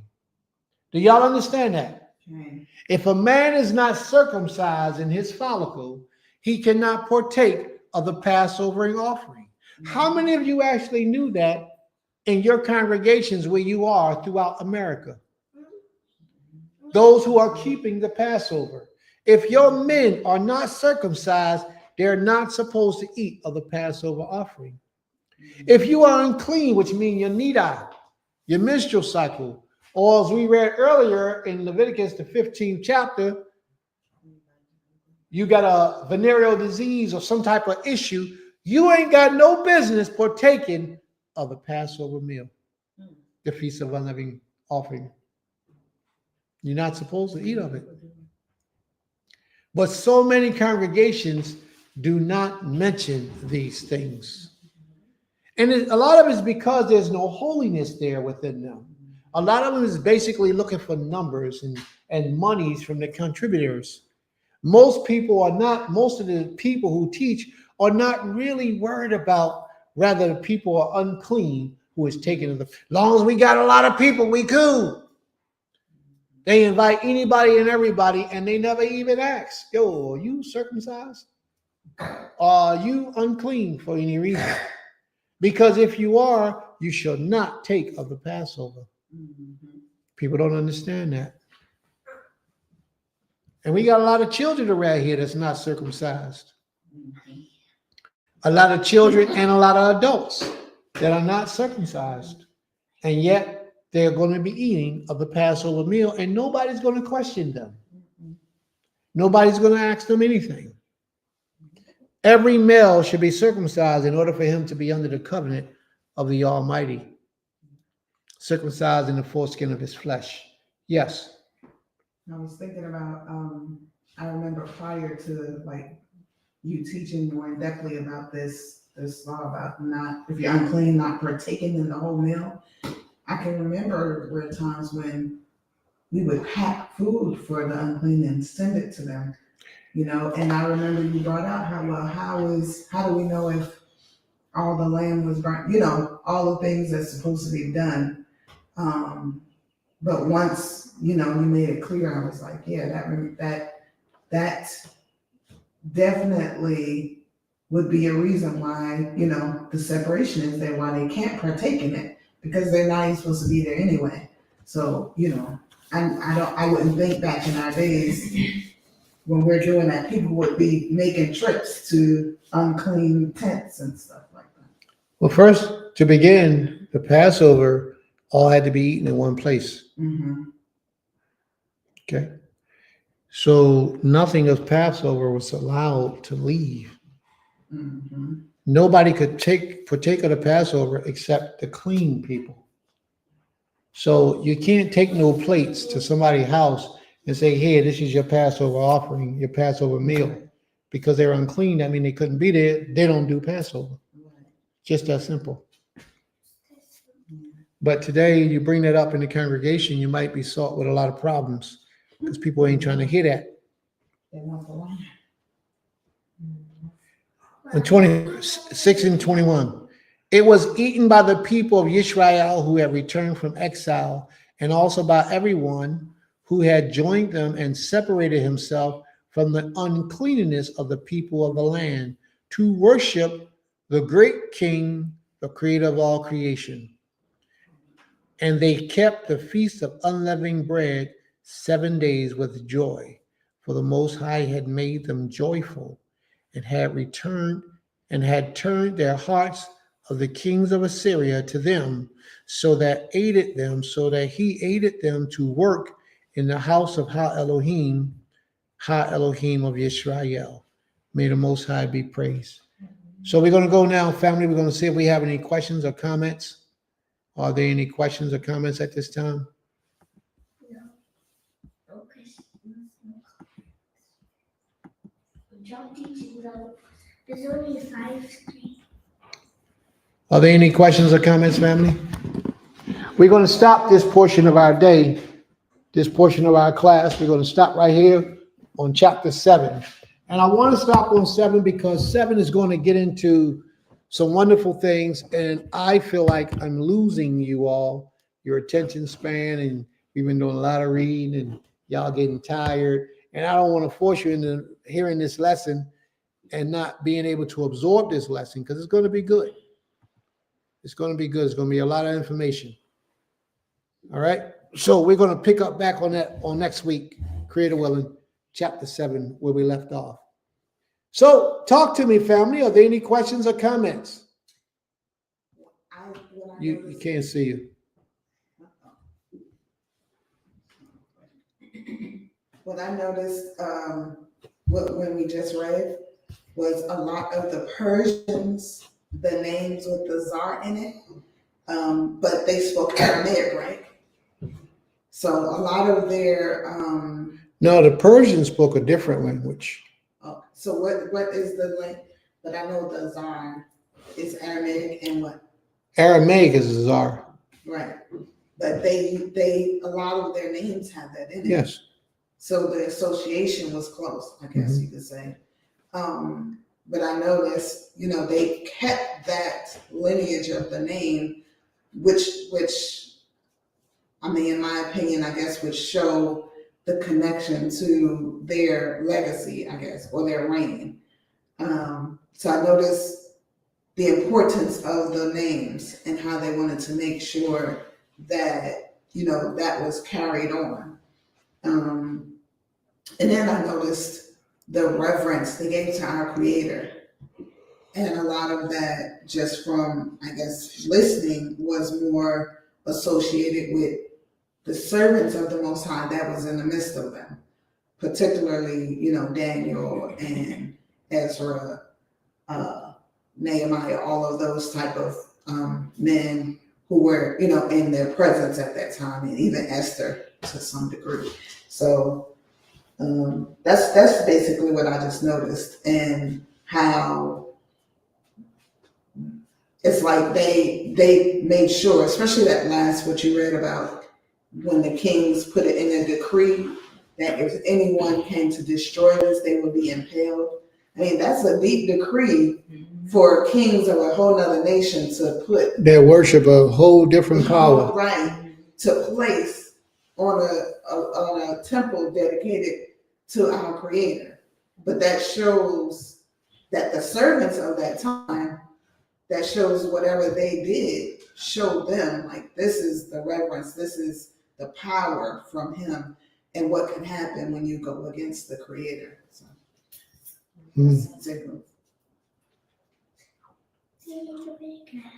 May the Most High be praised. Toda Rabbah. Did you want to say something? Yes. I noticed just when we were going through the book of Daniel and how Nebuchadnezzar's son didn't really know Daniel or who he was. It just kind of seemed like they just were like really in the zone of doing their own thing, because even the sovereigness, his wife, came and was like, oh, this is Daniel and he worships the Most High, and this he has the spirit of the Most High living creator, the creator of the heavens.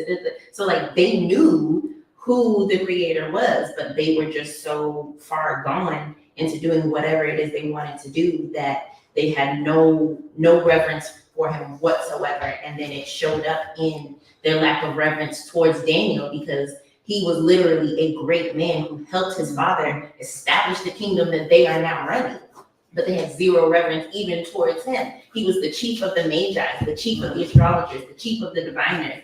And all of a sudden, you don't know who he is? Like, that's crazy. You're right. You're right. Absolutely. May the Most High be praised.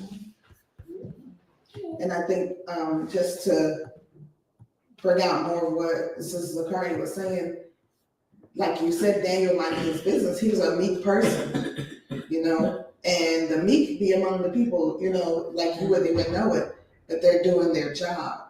And it took, you know, someone else to point out, well, what about this person? Right. Like, look at how he carries himself in the midst of all of this wickedness, in the midst of all of this going on. Like, let's see what, you know, what he knows. So, and that, I'm sorry. I'm sorry. No. I tell you what, open your mic up. I was going to say, and that's important to pay attention to who's in the midst of you. Because if that woman wasn't paying attention, she wouldn't have known, or, you know, wouldn't have the inkling to mention who Daniel was. Right. So like you were saying before, it's so important to investigate and declare who becomes a part of you, because those souls can, you know, make or break you in so many different ways. Literally. And just when you were speaking, then it reminded me of like how they essentially, when people of that type of spirit, when people who don't worship the Most High and don't serve the Most High and don't have a heart towards him, they didn't revere Daniel for the things that he had done or who he was. They only, quote unquote, revered him when they needed him. That was the only time where all of a sudden, oh, this is this great man who and then when Daniel comes, now all of a sudden the king's son is like, oh, I've heard of you, like you knew. Right. So it just goes to show people will often, you know, if they don't have the spirit of the Most High, people will often only use your talents and what you have for their benefit, or what seems they think benefits them. Because then when you look at it on the flip side, had they not asked Daniel, you know, he probably would have died anyways, but it wouldn't have had the same effect. It wouldn't have had the same power, because now that they have called and summoned Daniel after they have not revered him this whole time, now they want to use him for the information. And now look, the information you got is trash, and now you die. All right. Can I ask that? Information. No, but I can request it. Yeah.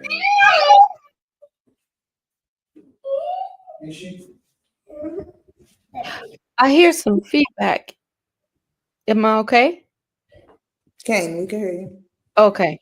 I have a few clarifying questions. The first one, when we were reading about Daniel, and he told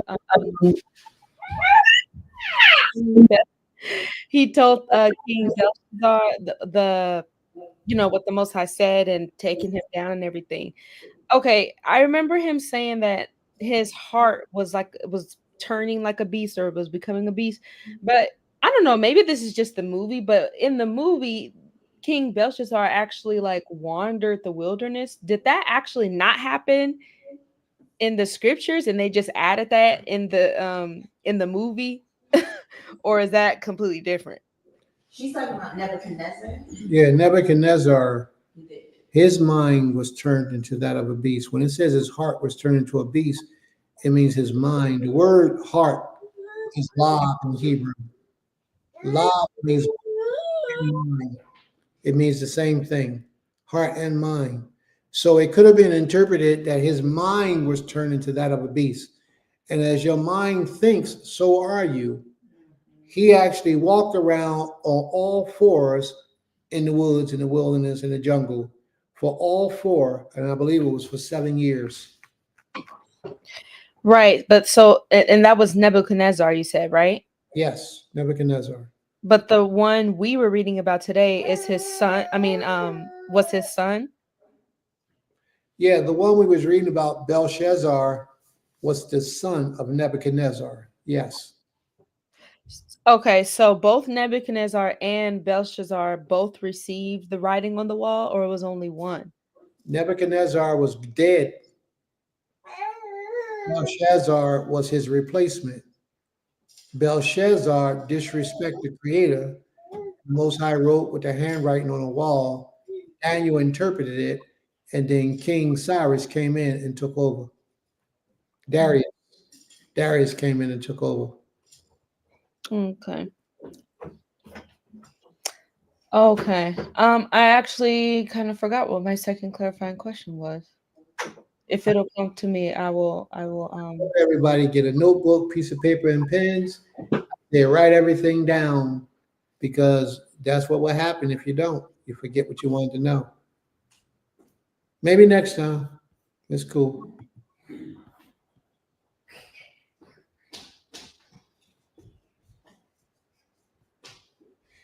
Did you give her your information for Facebook?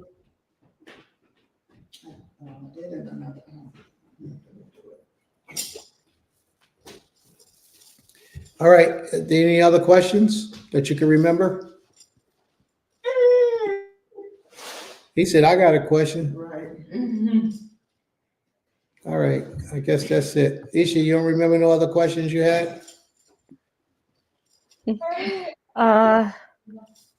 I'm trying really hard. Can't remember it right now. If it don't happen, it don't happen. That's okay. All right. Are there any other questions or comments, family?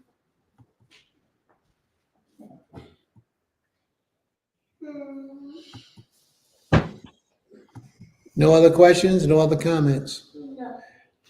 You know, I just thought it was amazing how this whole story unfolded. It showed, you know, sometimes when you read the scriptures, it parallels life that you're living and going through right now. Yes. Yeah. I was thinking a lot about that when he was teaching. Like, this is very familiar. I mean, familiar. It's very similar and familiar water we're treading right now. All right. We're going to close out, family. We're going to make prayer and we're going to close it out for the day. May the Most High be praised. All right. Y'all ready? Let's close it out. Mr. Otter, you want to close us out in prayer, Mr. Otter?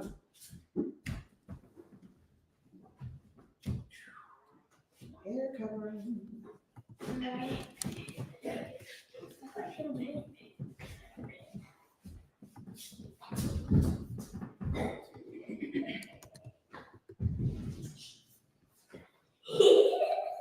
No? Okay.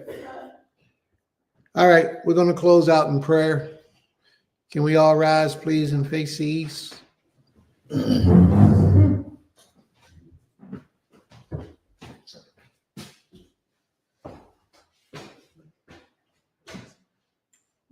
want to make prayer? You say you want to make prayer? I didn't say that, but. I was asking, do you want to? She can if she wants to. Do you want to make prayer? All right, come up to the podium so we can hear you.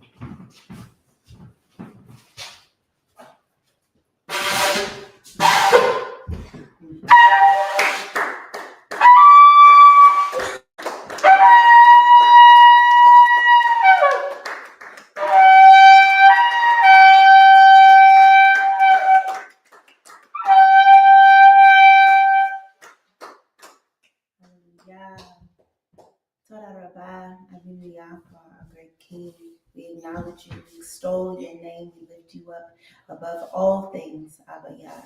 We acknowledge you for who you are, for being the ultimate being, for being the creator of all things. And we thank you, O great King. We ask for permission to approach your throne. As we dwell in your presence, Abba Yah, we ask for your forgiveness. Please forgive us of all things that we have done, said, thought, been, everything that is displeasing in your sight, Abba Yah. We ask for your forgiveness for, and we ask that you cleanse our hearts, that you create in us a clean heart, and that you renew your red rock within us. Please make known to us the things that are displeasing in your sight, that we may repent, that we may be teshuva and turn from these things, that we may turn to your throne and lay ourselves at your feet to serve you wholeheartedly. We thank you, O great King, for your forgiveness, as we forgive those who have also transgressed against us, so that our hearts and our hands may be clean before you. We thank you.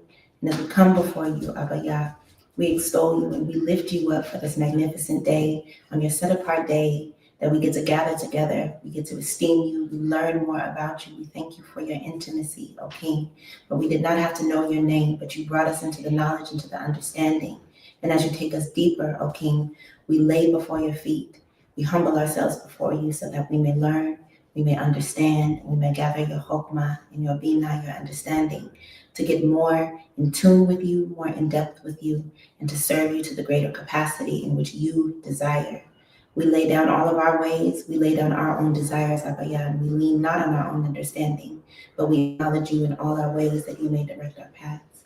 Thank you for ordering our steps. Thank you for approving the works of our hands in righteousness towards you. Thank you for strengthening the works of our hands as we seek your face and as we seek to build your kingdom and serve you in so many ways and capacities. Thank you, Father, for we know that you are doing great things, and great things you are. We praise your name forever and ever. Hallelujah. Hallelujah. May the Most High be praised. Hallelujah.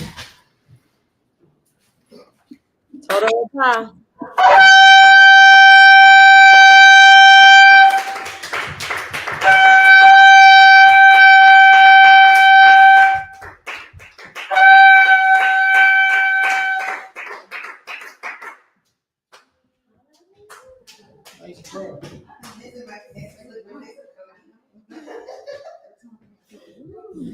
Nice prayer. May the Most High be praised from everlasting to everlasting. Family, please keep in mind, Pesach will be all day April the 14th here in Beulah Land, nowhere else in the earth, just here in Beulah Land. April 14th, all day. So be here or be square. All day April 14th is Pesach, Feast of Unleavened Bread. Yes. Are there any other announcements? Any other announcements? No. All right. May the Most High be with you all, and thank you all for coming in. Thank you all for participating. Look who drops in the room now. Ornette drops in for the prayer. Ain't that something? She has a question. I bet you do. Getting here all late. Now she probably went and watched the first part of the class and zoomed up, and now she jumped in on the second half. Now she got a question. You can't come on the mic. Okay. So go ahead, sis. What's your question? I'll do my best to answer. May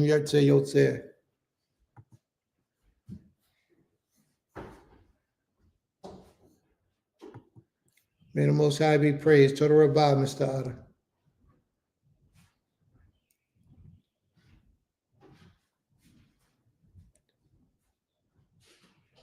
She must be typing. Don't nobody go nowhere. Sister Ornette, our former reader, has a great question. Yeah, she don't read no more. She don't come in and read no more with us. So she has a question. Let's try to address her question. And if we end up being here for another 3 or 4 hours, it's cool. This is what we do. It's a Shabbat day. Where else you got to go on the Shabbat?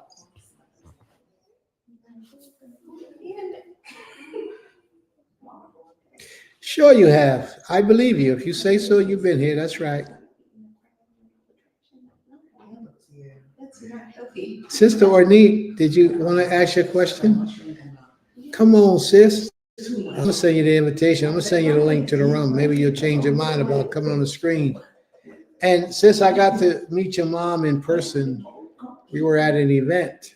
The KOY had an event at in Atlanta, and we went there. That's the same thing I said, Mr. Otter. That's the same thing I said, but she fussed at me and said she'd been here. So, yes, we met your Ema. Your Ema is very energetic. I love her spirit. Yeah, I love her spirit. She's a very powerful young lady. And you tell her we say shalom. If she's not listening, I don't know if she's listening or not. Tell her I say shalom, please. She said the question in the class. Okay, you can, any question you want to ask, you can ask. You don't want to address the question here? You want to address the question later? Or do you want to ask your question now?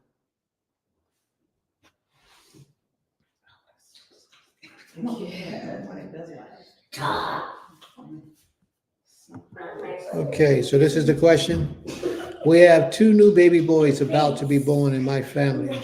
I would like to know, why does our boy baby circumcised on the 8th day? I saw that. You want to know why the baby boys are born or circumcised on the 8th day? Is that your question?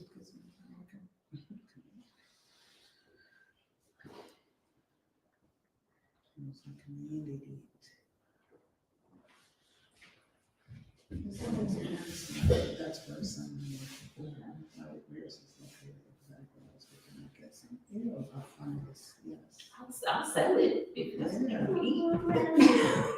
I believe. Okay, I'm glad she does. And we her too. All right. So that's your question? You want to know why boys are circumcised on the 8th day? If you open your Bible and you look in Genesis, the 17th chapter, the Creator will explain the circumcision to you. As a matter of fact, let's go there. Let's open our Bibles to Genesis 17.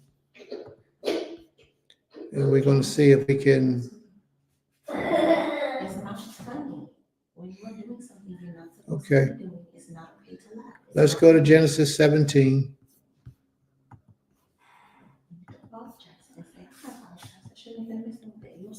And we're going to talk about circumcision.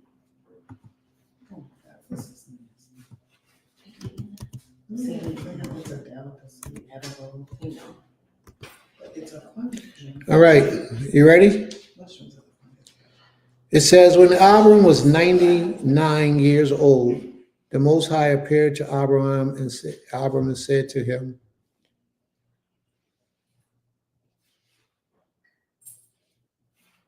oh, thank you for the compliment, sis. I appreciate that. You're the best, boy. You're the best.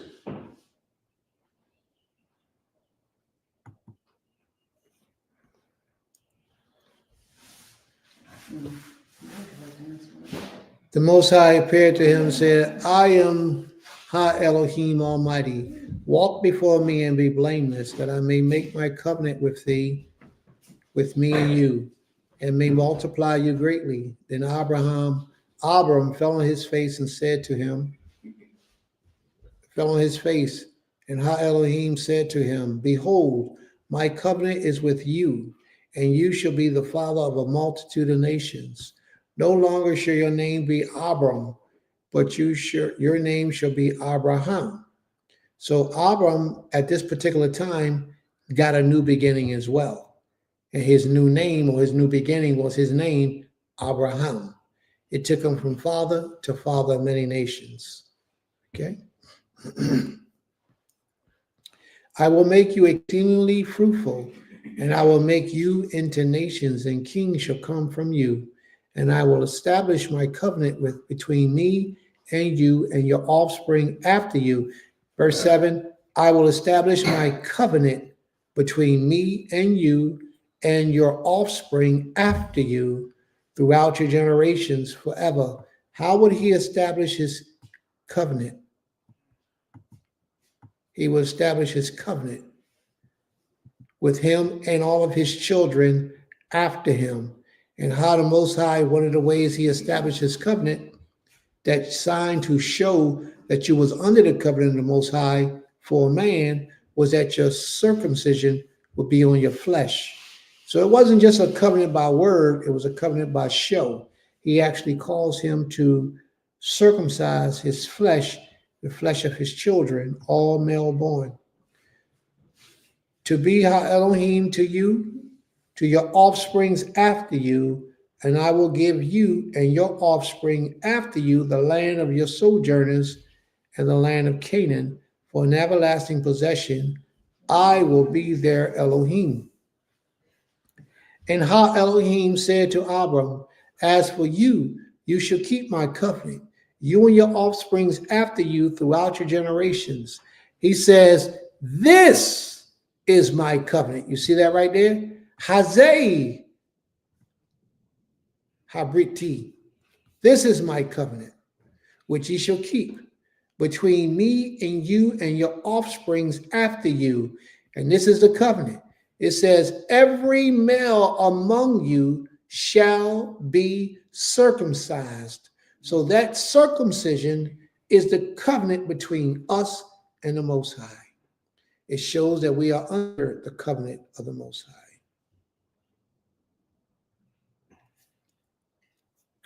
Ye shall be circumcised in the flesh of your foreskin, and it shall be a sign of the covenant between me and you. He who is 8 days old among you shall be circumcised. Every male throughout your generations, whether born in your house or brought with your money from any foreigner who is not of your offspring, both he who is born in your house and he who is brought with your money shall surely be circumcised. So shall my covenant be in your flesh, an everlasting covenant. Any uncircumcised male who is not circumcised in the flesh of his foreskin shall be cut off from his people. He has broken my covenant. The Creator says that this covenant between us and him, between Abraham and all of his seed, shall be a covenant in the flesh to bear record of people keeping their word. You have to circumcise the foreskin of your follicle in order for you to be under that covenant. The Creator says at 8 days old, the circumcision shall take place. Let me show you the science. What, sis? I was about to say that. What you want to say? I was about to say, because the science behind it and the backing. Come up so they can hear you. Since she know the answer, I'm gonna let her tell you.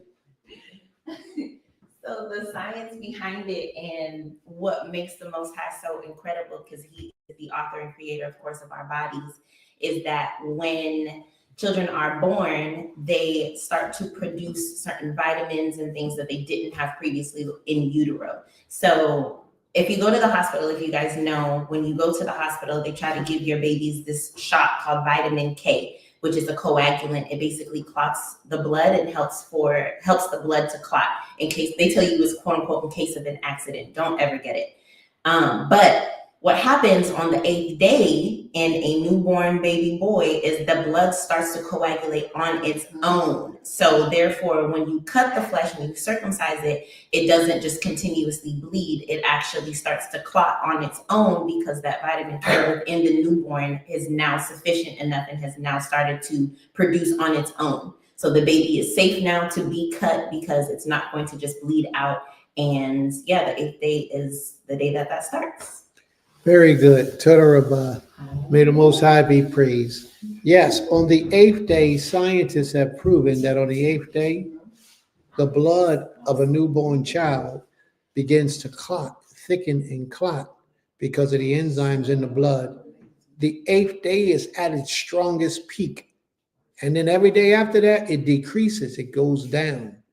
But on the 8th day, it's growing from that first day to the 8th day. And then when it gets to the 8th day, it's the highest it can be.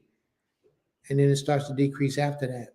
So at that highest point is when the Creator says for us to circumcise our children. Now, this question that she asks us here is a very important question. And this is what it says.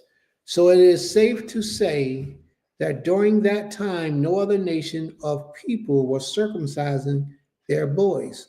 So if a male was circumcised, then people automatically knew that he was a Hebrew. The answer is no. No. Mm-mm. A lot of people was practicing circumcision, but they wasn't practicing it on the 8th day of the life of the child. But a lot of people was practicing Egyptian circumcised some of their children. Some of the surrounding nations circumcised some of their children. But we circumcise our children on the 8th day. And that's what set us apart from the rest of them. And we ourselves was under the covenant of the Creator. And that's another thing that separated us from some of them. All right. Okay, what she say? Okay, I knew I wasn't crazy. Okay, the argument between my family members was getting it specifically on the 8th day.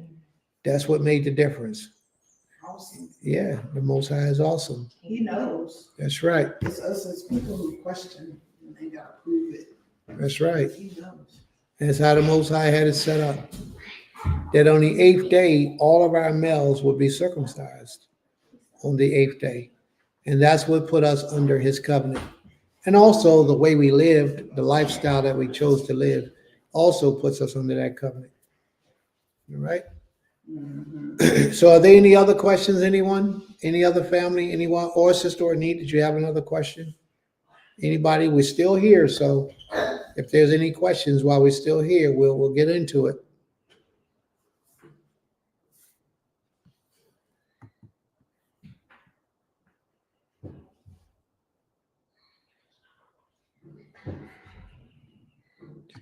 Yeah, well, we're giving you the reason why it's being done on the 8th day, because the blood thickens the highest on the 8th day. Therefore, if you cut the skin, the blood ain't gonna bleed as bad. Any day before, any day after, the child could bleed to death. Could bleed to death. And I appreciate you, sis. Yes, I do. And I appreciate you. And we was at that event. Your mom told me I look so mean all the time, look so serious all the time. She said, you always look so serious, Prince. The only thing I can think of why Prince looks so serious, because there's a lot going on in this world, you know, and Prince be meditating on a lot of the things, how to fix things and how to deal with the problems of everyday life that so many, not necessarily me, but there's so many of our own people have going on that I'm concerned with that I have to try to fix. Well, let me correct this for you, because I'm like, you can't get them circumcised when you want. It has to be done on the 8th day. All right, let me show you a little something. Sometimes you won't be able to get them done on the 8th day, so you have to circumcise them as soon as you can after that. All right, as soon as you can. It's best to do it as the Creator prescribed on the 8th day. That's when it should be done. Sometimes you can't do it on the 8th day for whatever reason. When you rely on this medical system, sometimes problems happen. But the 8th day is the day that the Creator says for it to happen. So that's when we should do it. May the Most High be praised. Toda Rabbah. Do it as early, as soon as you're possible, on the 8th day or afterwards, as soon as possible. All right. Yes, it is. It's a commandment. Are there any other questions or comments, family? No. If there are no other questions or comments, we're going to close out our class for the day. We've already made prayer. Im Yurtse Yotzer. He will be pleased with us. If it is the will of the Creator, he will be pleased with us. May the Most High be with you all. Thank you all for coming out. And if it is His will, we'll see you all next Shabbat. Yes?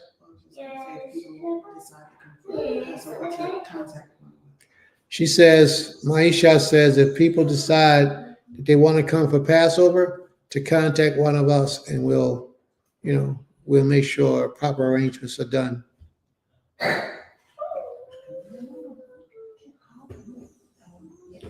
All right. May the Most High be praised.